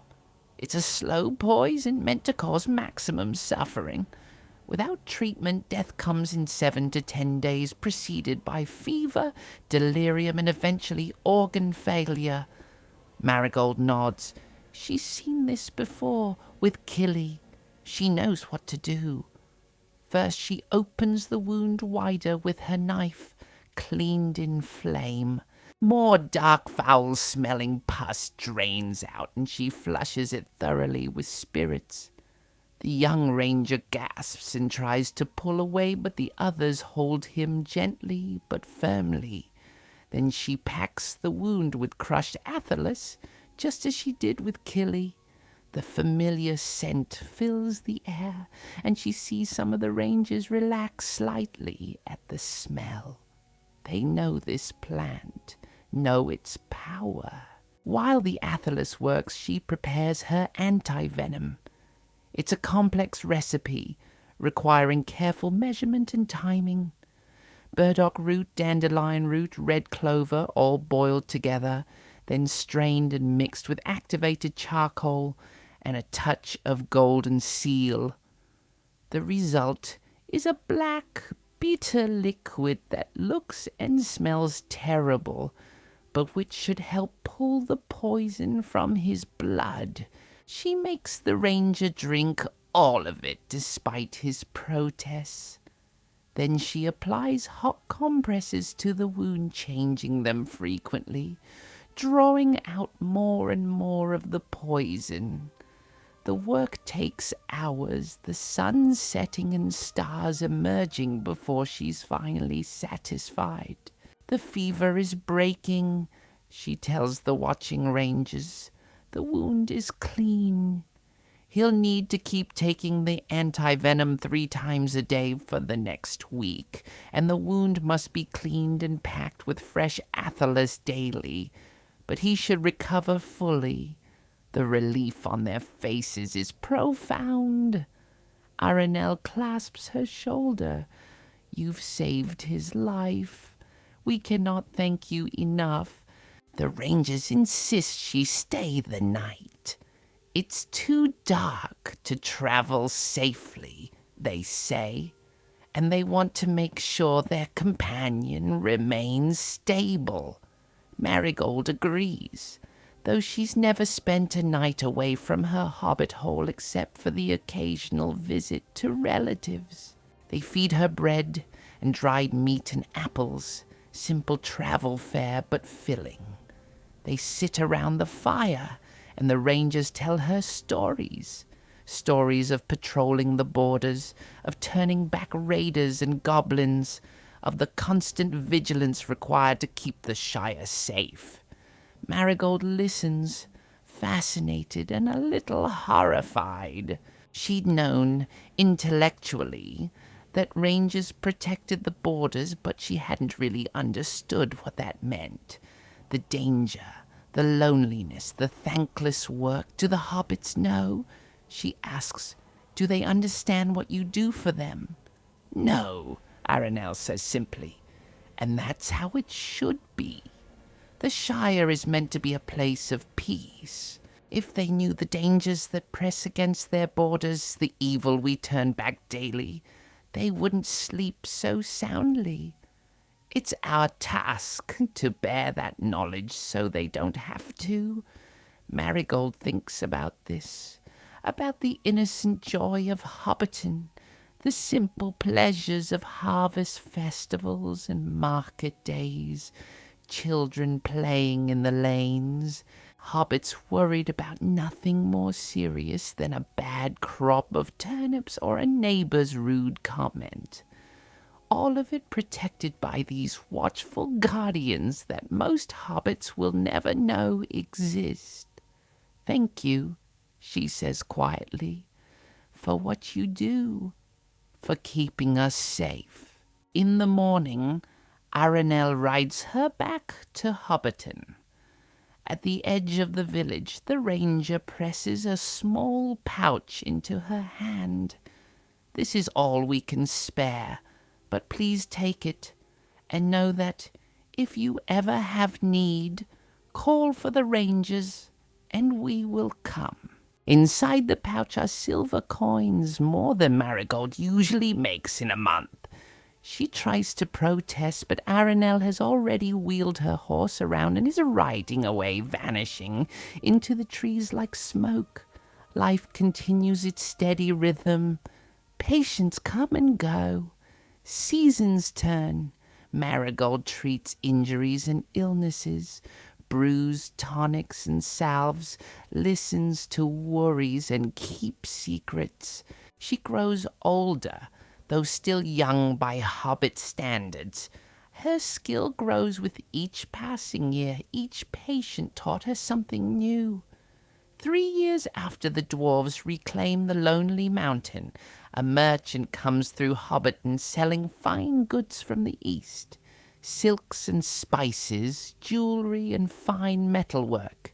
Marigold visits his stall out of curiosity and finds, among the wares, a beautiful set of glass bottles, perfect for storing tinctures and medicines.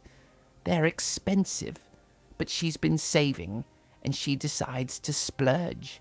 As the merchant wraps her purchase, he says casually, I've just come from the Lonely Mountain. Wonderful place now that the dwarves have rebuilt it. I traded there for a month. They asked if I was traveling west, and when I said I was coming to the Shire, they asked me to deliver a message. To a healer named Marigold Bracegirdle. Marigold's heart skips. A message? For me? The merchant pulls out a sealed letter and a small wooden box. The letter is for you. The box is a gift with compliments from King Thorin. Marigold takes them with trembling hands. She thanks the merchant and hurries home.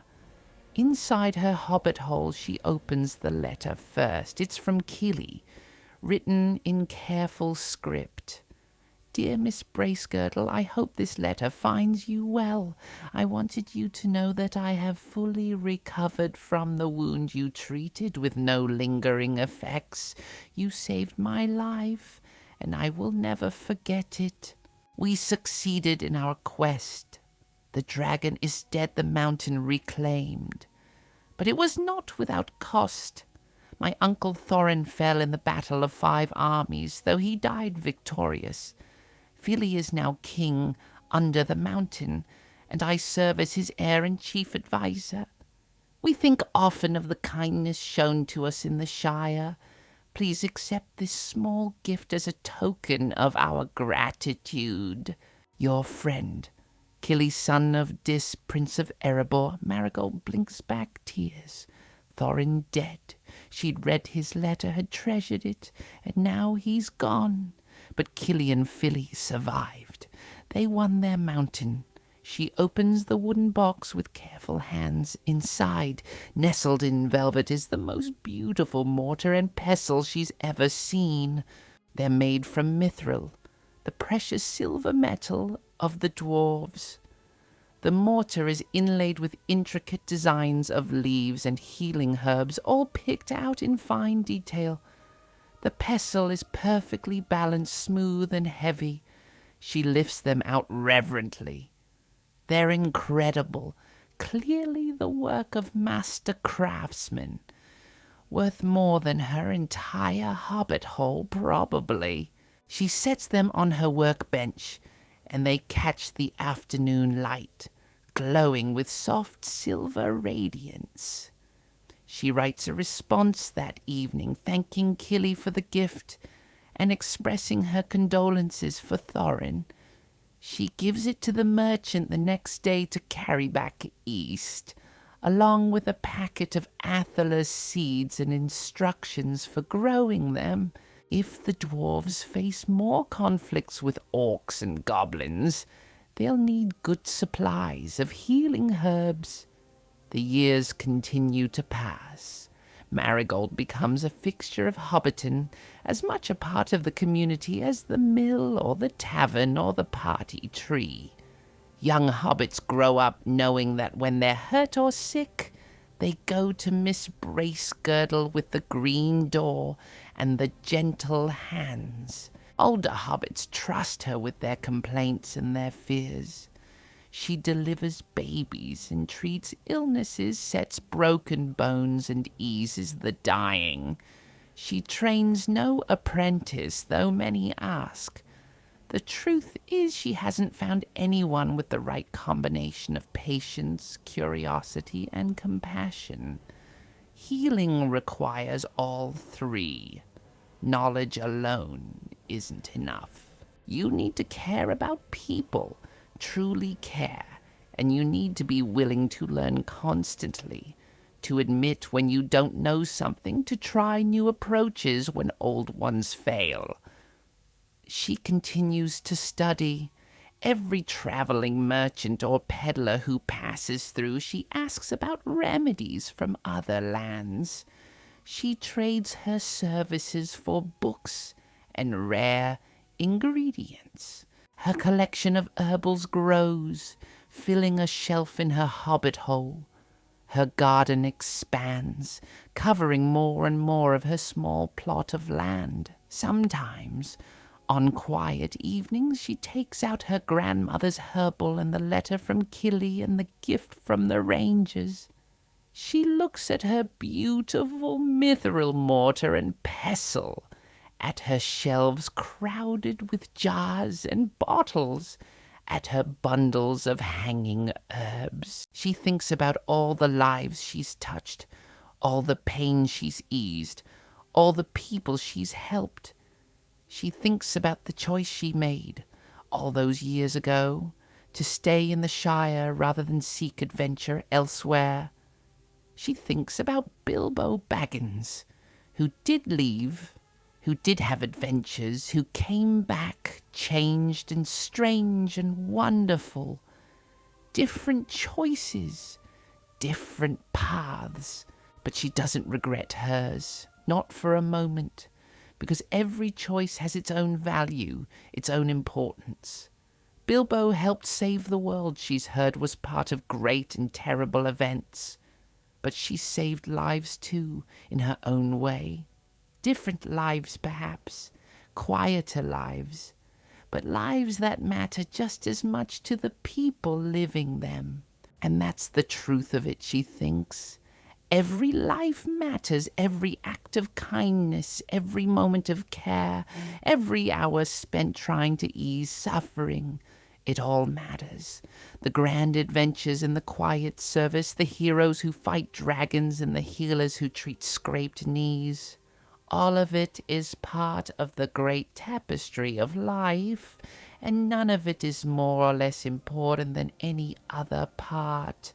She is exactly where she's meant to be, doing exactly what she's meant to do, and she is content. One autumn morning, many years after the events with the dwarves, Marigold wakes to find the world transformed. Overnight, the first real frost has come, coating everything in a layer of sparkling white crystals. The sun rises behind Bag End Hill, turning the frost to diamonds, and Marigold stands in her doorway with a shawl wrapped around her shoulders, breathing in the crisp air and feeling grateful to be alive. She's in her middle years now, no longer young but not yet old. There are lines around her eyes from squinting at tiny labels and smiling at patience. Her hands are stained permanently with plant dyes, green and yellow and brown, the marks of her trade. Her curly hair, once uniformly brown, now has threads of silver running through it, but she's healthy and strong, still able to work from dawn till dusk when needed. This morning she has plans. It's harvest festival time in Hobbiton, and she needs to prepare her contribution to the community feast. She'll make her famous apple cake, the recipe passed down from her grandmother, with apples from her own small orchard and honey from the monastery's hives and cinnamon that she hoards like treasure. But first her daily routine, fire building, breakfast making, herb checking. She goes through it all with the ease of long practice, her hands moving through familiar motions. She makes herself a proper breakfast of eggs and sausage and toast, eating standing at her workbench as she always does, watching the village wake up through her window. She's just finishing when young Marigold Took appears at her door, no longer the baby she helped deliver, but a cheerful child of 7, with her mother's blonde curls and her father's bright blue eyes. She's carrying a basket covered with cloth. Mother sent me with these, Miss Bracegirdle, the child says, lifting the cloth to reveal freshly baked scones, still warm and smelling of butter and berries. She says to thank you for the tonic you made for Father's cough. He's much better now. Marigold accepts the basket with genuine pleasure. Tell your mother thank you, and that I'm glad your father is feeling better. Would you like a pup cup for yourself? I've got some honey and oats and dried apples. Young Marigold's face lights up. Oh, yes, please. Marigold prepares the treat, mixing honey and oats and finely chopped dried apples with a splash of milk. She adds a tiny pinch of cinnamon, making it special, and hands it to the child in a small wooden bowl. Young Marigold eats it with evident delight, licking the spoon between bites. When you were born, Marigold tells her, sitting down beside her, you weren't breathing at first. I had to breathe for you until your lungs decided to work on their own. You gave us all quite a fright. Really? The child's eyes go wide. I wasn't breathing. Not at first, but you were a fighter. You decided you weren't ready to give up, and you started breathing all on your own. And look at you now, strong and healthy and eating pup cups in my kitchen. The child finishes her treat and thanks Marigold with a sticky hug before running off to continue her morning errands. Marigold watches her go, feeling that particular satisfaction that comes from seeing a life you helped save thriving and happy. The morning brings its usual stream of patience. Old Holman Greenhand needs his monthly supply of joint salve. His hands are permanently gnarled now, twisted with age and hard work, but the salve keeps him comfortable enough to still tend his beloved gardens at Bag End. Young Lily Whitfoot, now married to Tolman Took and pregnant with her first child, comes in for raspberry leaf tea to strengthen her womb for the birth that's still months away. The blacksmith's apprentice needs burn salve for a fresh injury. A farmer's wife wants something for her husband's persistent snoring that's keeping her awake at night. Between patients, Marigold works on her apple cake. She peels and slices the apples, tossing them with cinnamon and a touch of nutmeg. She mixes her batter, creaming butter and honey together until light and fluffy, then adding eggs and flour and a pinch of salt. The apple slices go in, studded throughout the batter, and the whole thing goes into her Dutch oven, which she buries in the coals of her fire to bake slowly. The smell that fills her hobbit hole is heavenly, warm and spiced and sweet. It reminds her of childhood, of her grandmother baking this same cake, of harvest festivals past when she was young and carefree. While the cake bakes, she takes stock of her stores. Winter is coming, and she needs to make sure she has enough of everything to see her patients through the cold months. She counts jars of salves and tinctures, bundles of dried herbs, bottles of syrups and cordials. She makes notes about what she needs more of. More willow bark, certainly. More athalas. More honey. Always honey. She's interrupted by a commotion outside. Raised voices sounding alarmed.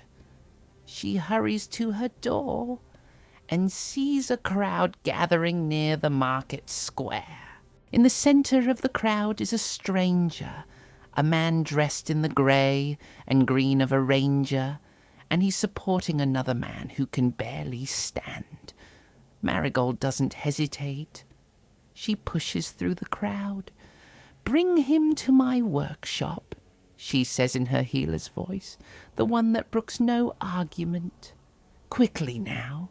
They help the injured man into her hobbit hole and lay him on her examination bench. He's human, youngish, with a face grey with pain and exhaustion. His left arm is wrapped in a makeshift bandage that's soaked through with blood. "What happened?" Marigold asks, already moving to gather supplies. "Attacked by wolves," the ranger says grimly. 3 days ago. We were patrolling the North Downs when a pack came at us out of nowhere. He killed 2, but one got his teeth into Tom's arm before we drove them off. We've been traveling as fast as we can, trying to reach civilization. Someone in Bree told us there was a healer in Hobbiton who could help." Marigold carefully unwraps the bandage. The wound is bad. A deep bite that's torn through muscle and possibly nicked bone. It's infected, the flesh around it red and swollen and hot to the touch. But it's not the worst she's seen. She can work with this. "I need everyone out except you," she tells the ranger. "And I need hot water, lots of it. Can someone bring that from the tavern?" Several hobbits hurry off to fetch water. Marigold begins her work, first cleaning. She pours spirits over the wound, washing away blood and pus and debris. Tom gasps and nearly passes out, but the ranger holds him steady. Then she examines the wound carefully, probing gently with clean fingers. The muscle is badly damaged, but not severed. The bone seems intact, though it's hard to tell. Wolf bites are dangerous, she says, not just because of the damage they do, but because wolves carry disease in their mouths. Every creature does, but wolves especially. If we're not careful, this wound will turn septic and he'll lose the arm, possibly his life. She prepares her strongest infection-fighting preparation, garlic, lots of it, crushed and mixed with honey and golden seal powder. She packs this directly into the wound as deep as she can reach. Tom screams and the ranger has to hold him down, but Marigold doesn't stop. This is necessary. Then she stitches. Her needle moves in and out, pulling the torn edges of muscle back together, closing the wound in layers. It's delicate work, requiring all her concentration. She can feel the sweat beading on her forehead, but her hands remain steady. When the stitching is done, she covers the wound with a thick layer of her healing salve, then bandages it with clean linen. She prepares a strong pain draught with poppy and willow bark and makes Tom drink all of it. Then she brews her infection-fighting tea, the same one she's used countless times before, athelis and golden seal and echinacea. He needs to rest, she tells the ranger. Completely rest. No traveling for at least a week, maybe 2. The arm needs time to heal, and he needs to drink this tea 3 times a day. No exceptions. I'll check the wound every day and change the bandages. If all goes well, he should keep the arm and make a full recovery. The ranger's relief is palpable. Thank you, he says simply. We have no money to pay you.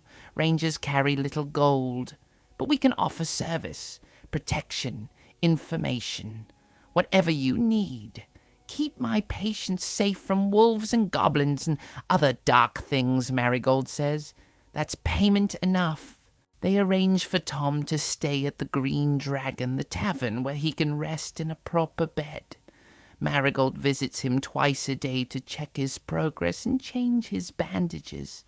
The wound heals slowly but steadily, the red inflammation fading, healthy pink tissue forming. By the end of 2 weeks, he's well enough to travel, though he'll carry the scars for the rest of his life. The day he leaves, both rangers present her with gifts. From Tom, a beautifully carved pipe that his father made. From the other ranger, whose name she's learned is Halbarad, a promise. If you ever have need of rangers, send word. We will come. The harvest festival arrives, a bright, cold day with clear blue skies. The entire village turns out, everyone bringing food and drink to share. Tables are set up in the market square, groaning under the weight of pies and roasts, breads and cheeses, cakes and puddings. There's music and dancing, children running and playing, hobbits laughing and gossiping and enjoying the last warmth of autumn before winter's grip tightens. Marigold's apple cake is a hit, as it always is. Hobbits cluster around it, cutting thick slices and eating them with murmurs of appreciation. She stands back and watches, feeling that warm glow of satisfaction. This is community. This is what makes all the hard work worthwhile. She's approached by many people throughout the day. Old patients checking in, updating her on their health. Parents introducing new babies. Young hobbits thanking her for helping their grandparents or siblings. She's hugged and thanked and blessed so many times she loses count. As evening falls and lanterns are lit, casting golden light over the square, someone calls for a toast. Old Holman Greenhand, of all people, stands on a chair and raises his mug. To Miss Bracegirdle he calls out, his voice carrying over the crowd. The best healer in all the Shire, may her hands stay steady and her herbs stay fresh. The crowd roars approval, raising their own mugs. To Miss Bracegirdle, to our healer. Marigold feels tears prick her eyes. She's not usually one for public attention, but this feels right. This feels like recognition, not just of her skill, but of her care, her dedication, her love for these people. Later, as the festival winds down and hobbits begin to drift home, tired and happy and full of good food, Marigold walks slowly back to her hobbit hole. The stars are bright overhead, and the air smells of wood smoke and autumn leaves. She feels full, not just of food, but of satisfaction, of purpose, of belonging. Inside her workshop, she goes through her evening routine, banking the fire, cleaning her tools, checking her stores. She takes out her grandmother's herbal and adds a new entry in her own hand. Harvest Festival, year 43 of my practice. The village honored me today. I am humbled and grateful. This work, this calling, it is not just about mixing herbs and treating wounds. It is about being part of a community, about caring for people through all the stages of their lives. From birth to death and everything in between, I am blessed to do this work. I am blessed to be trusted with people's pain and fear and hope. May I never forget the responsibility of that trust. She closes the book and sits for a moment, looking around her workshop, at her shelves crowded with jars and bottles, at her bundles of hanging herbs swaying gently in the air from the fire, at her beautiful mithril mortar and pestle catching the firelight and glowing with soft radiance, at her workbench scarred and stained from years of use. This is her life, this is her calling, and she would not trade it for anything. The years continue their steady march, seasons turn, babies are born. Old hobbits pass on, their hands held by loved ones, as Marigold administers comfort and dignity in their final hours. Children grow into adults, adults grow old, and through it all Marigold remains constant, a fixed point in the ever-changing flow of life. She trains her first real apprentice when she's in her 50s, a young hobbit lass named Primrose Cotton, granddaughter of the farmer Cotton whose cows she saved all those years ago. Primrose has the right combination of curiosity, compassion, and patience. She learns quickly, absorbing everything Marigold teaches her like a sponge. Together, they expand the garden, planting new herbs and improving the yields of old ones. They experiment with new preparations, combining remedies in novel ways. They create a lending library of herbals, allowing other healers in nearby villages to borrow books and copy out recipes. Marigold finds herself slowing down as the years pass, her joints growing stiff in the mornings, her eyes needing more light to see fine details. But her mind remains sharp, her knowledge still growing. She studies the new books Primrose brings her, learns from traveling healers, adapts and improves her techniques. One spring morning, when the world is fresh and green and full of promise, Marigold receives a visitor she never expected. A dwarf, young and handsome, with a well-trimmed beard, dressed in fine clothes that speak of wealth and position. He bows formally at her door. "Miss Bracegirdle," he says, "I am Gimli, son of Gloin. My father was part of the company that travelled to reclaim the Lonely Mountain. He spoke often of the healer who saved Prince Killy's life, who asked for no reward beyond the satisfaction of healing. I am traveling to Rivendell on business, and I wanted to stop and pay my respects. Marigold invites him in, her heart warm with memories. She makes tea, and they sit and talk for hours. Gimli tells her about the lonely mountain, about the great kingdom the dwarves have rebuilt there. He tells her about Killy, now an old dwarf by dwarven standards, honoured and respected, who still speaks of the hobbit healer who saved him when he was young and foolish. He also tells her about darker things, about the growing shadows in the east, about Sauron rising again in Mordor, about the increasing attacks by orcs and goblins. The world is changing, he says gravely. Dark times may be coming again. But know this, the dwarves of Erebor remember their debts. If ever the Shire has need, you have but to send word, and we will come. After Gimli leaves, continuing on his journey to Rivendell, Marigold sits in her workshop and thinks about his words. Dark times coming. She's heard whispers of this from the rangers, seen signs of it in the increasing number of injuries from orc encounters.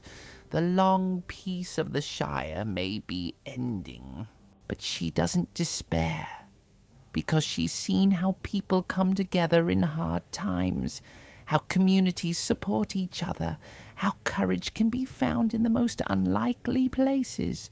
She's ready as anyone can be, to face whatever comes. And she has Primrose now to carry on the work when she no longer can. That's a comfort. The knowledge will continue. The healing will continue. One patient, one remedy, one act of kindness at a time. Many more years pass. Marigold grows old, truly old now. Her hair completely silver, her hands twisted with arthritis, but she still works when she can, still sees patients, still teaches Primrose everything she knows. She's respected throughout the Shire, known not just in Hobbiton, but in villages far and wide as the greatest healer of the age. One quiet evening, as winter begins to loosen its grip and the first hints of spring appear, Marigold sits in her armchair by the fire. Primrose is at the workbench, preparing a batch of cough syrup, humming softly to herself. The workshop smells of honey and horehound, of beeswax and dried herbs. Marigold closes her eyes, feeling tired but content. She thinks about her life, about all the people she's helped, all the lives she's touched. She thinks about her grandmother, who taught her this craft, and about Primrose, who will carry it forward. She thinks about the dwarves and the rangers, and all the extraordinary people she's met in her ordinary life. She thinks about the choice she made so many years ago, to stay in the Shire and serve her community rather than seeking adventure elsewhere. It was the right choice. She knows that now with absolute certainty, because this was her adventure, this quiet life of service, of learning, of caring. This was her dragon to face, her mountain to climb, and she did it. Day after day, year after year, she did it. She opens her eyes and looks at Primrose, seeing in her young face echoes of her own youth, that same curiosity and compassion and determination. The work will continue. The knowledge will be passed on, and that's as close to immortality as anyone can hope for. "Primrose," she calls softly, and the young hobbit lass looks up from her work. "Come sit with me a moment." Primrose wipes her hands on her apron and settles on the footstool beside Marigold's chair. "Is something wrong? Are you feeling unwell?"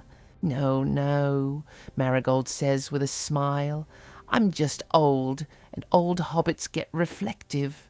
I want to tell you something important. Something I should have told you long ago. Primrose takes her hand, waiting patiently. When I was young, Marigold begins, younger than you are now, I dreamed of grand adventures. I wanted to see elves in Rivendell, to study with their healers, to learn secrets that no hobbit had ever known.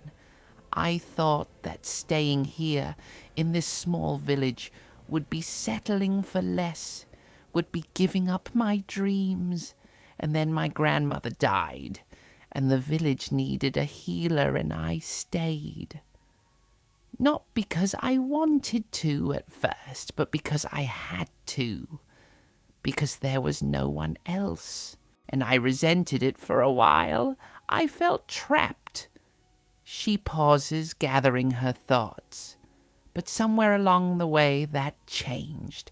I stopped seeing this work as a trap and started seeing it as a calling, a purpose. I realized that grand adventures aren't the only kind of adventures worth having. That touching one life, easing one person's pain, bringing one child safely into the world, these things matter just as much as slaying dragons or reclaiming kingdoms. I've lived a quiet life, Primrose, but it's been a good life, a meaningful life, and I want you to know that you don't have to choose between adventure and service. Service is its own adventure. Every patient is a new story. Every remedy is a new challenge. Every life you touch is part of your own great tale. Primrose's eyes are bright with unshed tears. Thank you, she whispers. Thank you for teaching me, for trusting me to carry on. You'll do wonderfully, Marigold says. You already are. You have the gift, Primrose. The real gift isn't just knowing which herb to use or how to stitch a wound. It's caring enough to get it right. It's seeing people, really seeing them, and understanding what they need even when they can't express it themselves. You have that. Never lose it. They sit together in comfortable silence for a while, the fire crackling, the smell of herbs filling the air. Outside, a blackbird begins to sing, welcoming the approaching spring. The next morning, Marigold wakes feeling unusually energetic. The arthritis that usually plagues her mornings seems lighter today. She dresses and tends the fire and makes herself breakfast, moving through her routines with renewed vigor. She spends the day working in the garden with Primrose, planning what they'll plant this year, where they'll expand, what new herbs they should try growing. The soil is still cold, but they can prepare it, turning it and adding compost, getting ready for the planting that will come in a few weeks. As they work, hobbits stop by with various ailments. A child with a splinter that needs removing. An elderly hobbit needing more of his heart tonic. A young mother worried about her baby's rash. Marigold treats them all, Primrose at her side, learning, observing, asking intelligent questions. In the afternoon they receive an unexpected visitor, a wizard of all things, tall and imposing in grey robes with a pointed hat and a long white beard. He introduces himself as Gandalf, and he's looking for Bilbo Baggins. I believe Mr. Baggins lives at Bag End, Marigold tells him, pointing up the hill, the green door at the top. You can't miss it. Thank you, the wizard says, but then he pauses, looking at her with eyes that seem to see more than they should. You are the healer, are you not? The one who treated the dwarves many years ago? Marigold is surprised, but nods. I am. How did you know? I know many things. Gandalf says with a mysterious smile, "and I wanted to thank you. What you did that day, treating a wounded dwarf and asking nothing in return, that act of kindness had ripples you could never imagine. Kili lived to fight in the Battle of 5 Armies. He saved Thorin's life twice in that battle. Without him, the battle might have been lost, and all of Middle-earth would be darker for it." Marigold feels a chill run down her spine. I just did what any healer would do." "No," Gandalf says gently. "You did what a good healer would do. There's a difference. You saw a person in need, and you helped regardless of the risk, regardless of the strangeness of the situation. That's true healing. That's true courage. And Middle-earth is better because people like you exist in it." He tips his hat to her and continues up the hill toward Bag End, leaving Marigold standing in her garden, stunned and thoughtful. That evening she records the encounter in her journal. "Visited today by a wizard. Gandalf the Grey. He spoke of ripples and consequences, of how small acts of kindness can change the course of history. I am reminded again that we never truly know the full impact of our actions. We can only do what seems right in the moment and trust that it matters somehow. The seasons continue their dance. Spring brings new growth. Summer brings abundance. Autumn brings harvest. Winter brings rest. And through it all, Marigold and Primrose work together, teacher and student, creating healing and comfort for all who seek it." One day, several years after Gandalf's visit, word reaches Hobbiton that Bilbo Baggins has left the Shire, gone off on another adventure despite his advanced age. The village is scandalized, but Marigold just smiles. Some hobbits are meant for quiet lives, she thinks, and some are meant for adventure. And that's as it should be. The world needs both kinds. She continues her work, training Primrose, seeing patients, recording remedies in her journals. She adds to her grandmother's herbal, filling in gaps, updating recipes with her own improvements. She wants to leave behind the most complete record she can so that future healers will have all the knowledge she's gathered over a lifetime of practice. One autumn evening, as the leaves turn gold and red and the air grows crisp, Marigold sits in her armchair and realizes she's tired. Truly tired. Not the tiredness that comes from a long day's work, but a deeper tiredness. The kind that speaks of a life fully lived, a race well run. She calls Primrose to her, and they talk late into the night. About recipes and remedies, about patience past and present, about the philosophy of healing, about life and death and everything in between. "It's time, isn't it?" Primrose asks softly, understanding without being told. "Yes," Marigold says, "I think it is, but don't be sad. I've had a good life, a wonderful life. I've done the work I was meant to do. I've helped the people I was meant to help. And now you'll carry on. That's how it's supposed to be." Over the following weeks, Marigold settles her affairs. She makes sure all her journals and books pass to Primrose. She visits her patients one last time, saying goodbye without saying it's goodbye.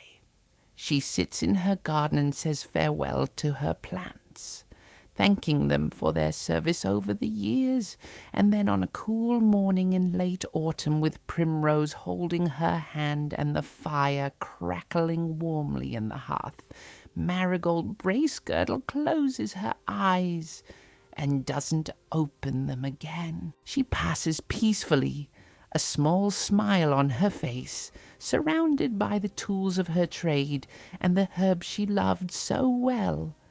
The entire village turns out for her funeral. Hobbits come from all over the Shire to pay their respects. Rangers arrive, standing at the back in their grey and green, honouring the healer who treated their wounds and asked no payment. Even a delegation of dwarves comes travelling all the way from the lonely mountain to honour the hobbit who saved their prince so many years ago. They bury her in the little cemetery on the hill with a simple stone that reads, Marigold Bracegirdle, healer. She eased pain, mended wounds, and brought comfort to all who sought her help. Her hands were steady, her heart was kind, and her legacy lives on. Primrose takes over the practice, moving into the hobbit hole with the green door.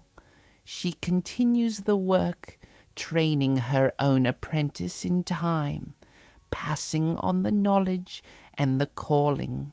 The mortar and pestle, both the ones Marigold used every day, and the precious mithril ones from the dwarves, stay on the workbench, used with reverence and care. And sometimes, when Primrose is working late by candlelight, grinding herbs or mixing remedies, she feels a presence beside her.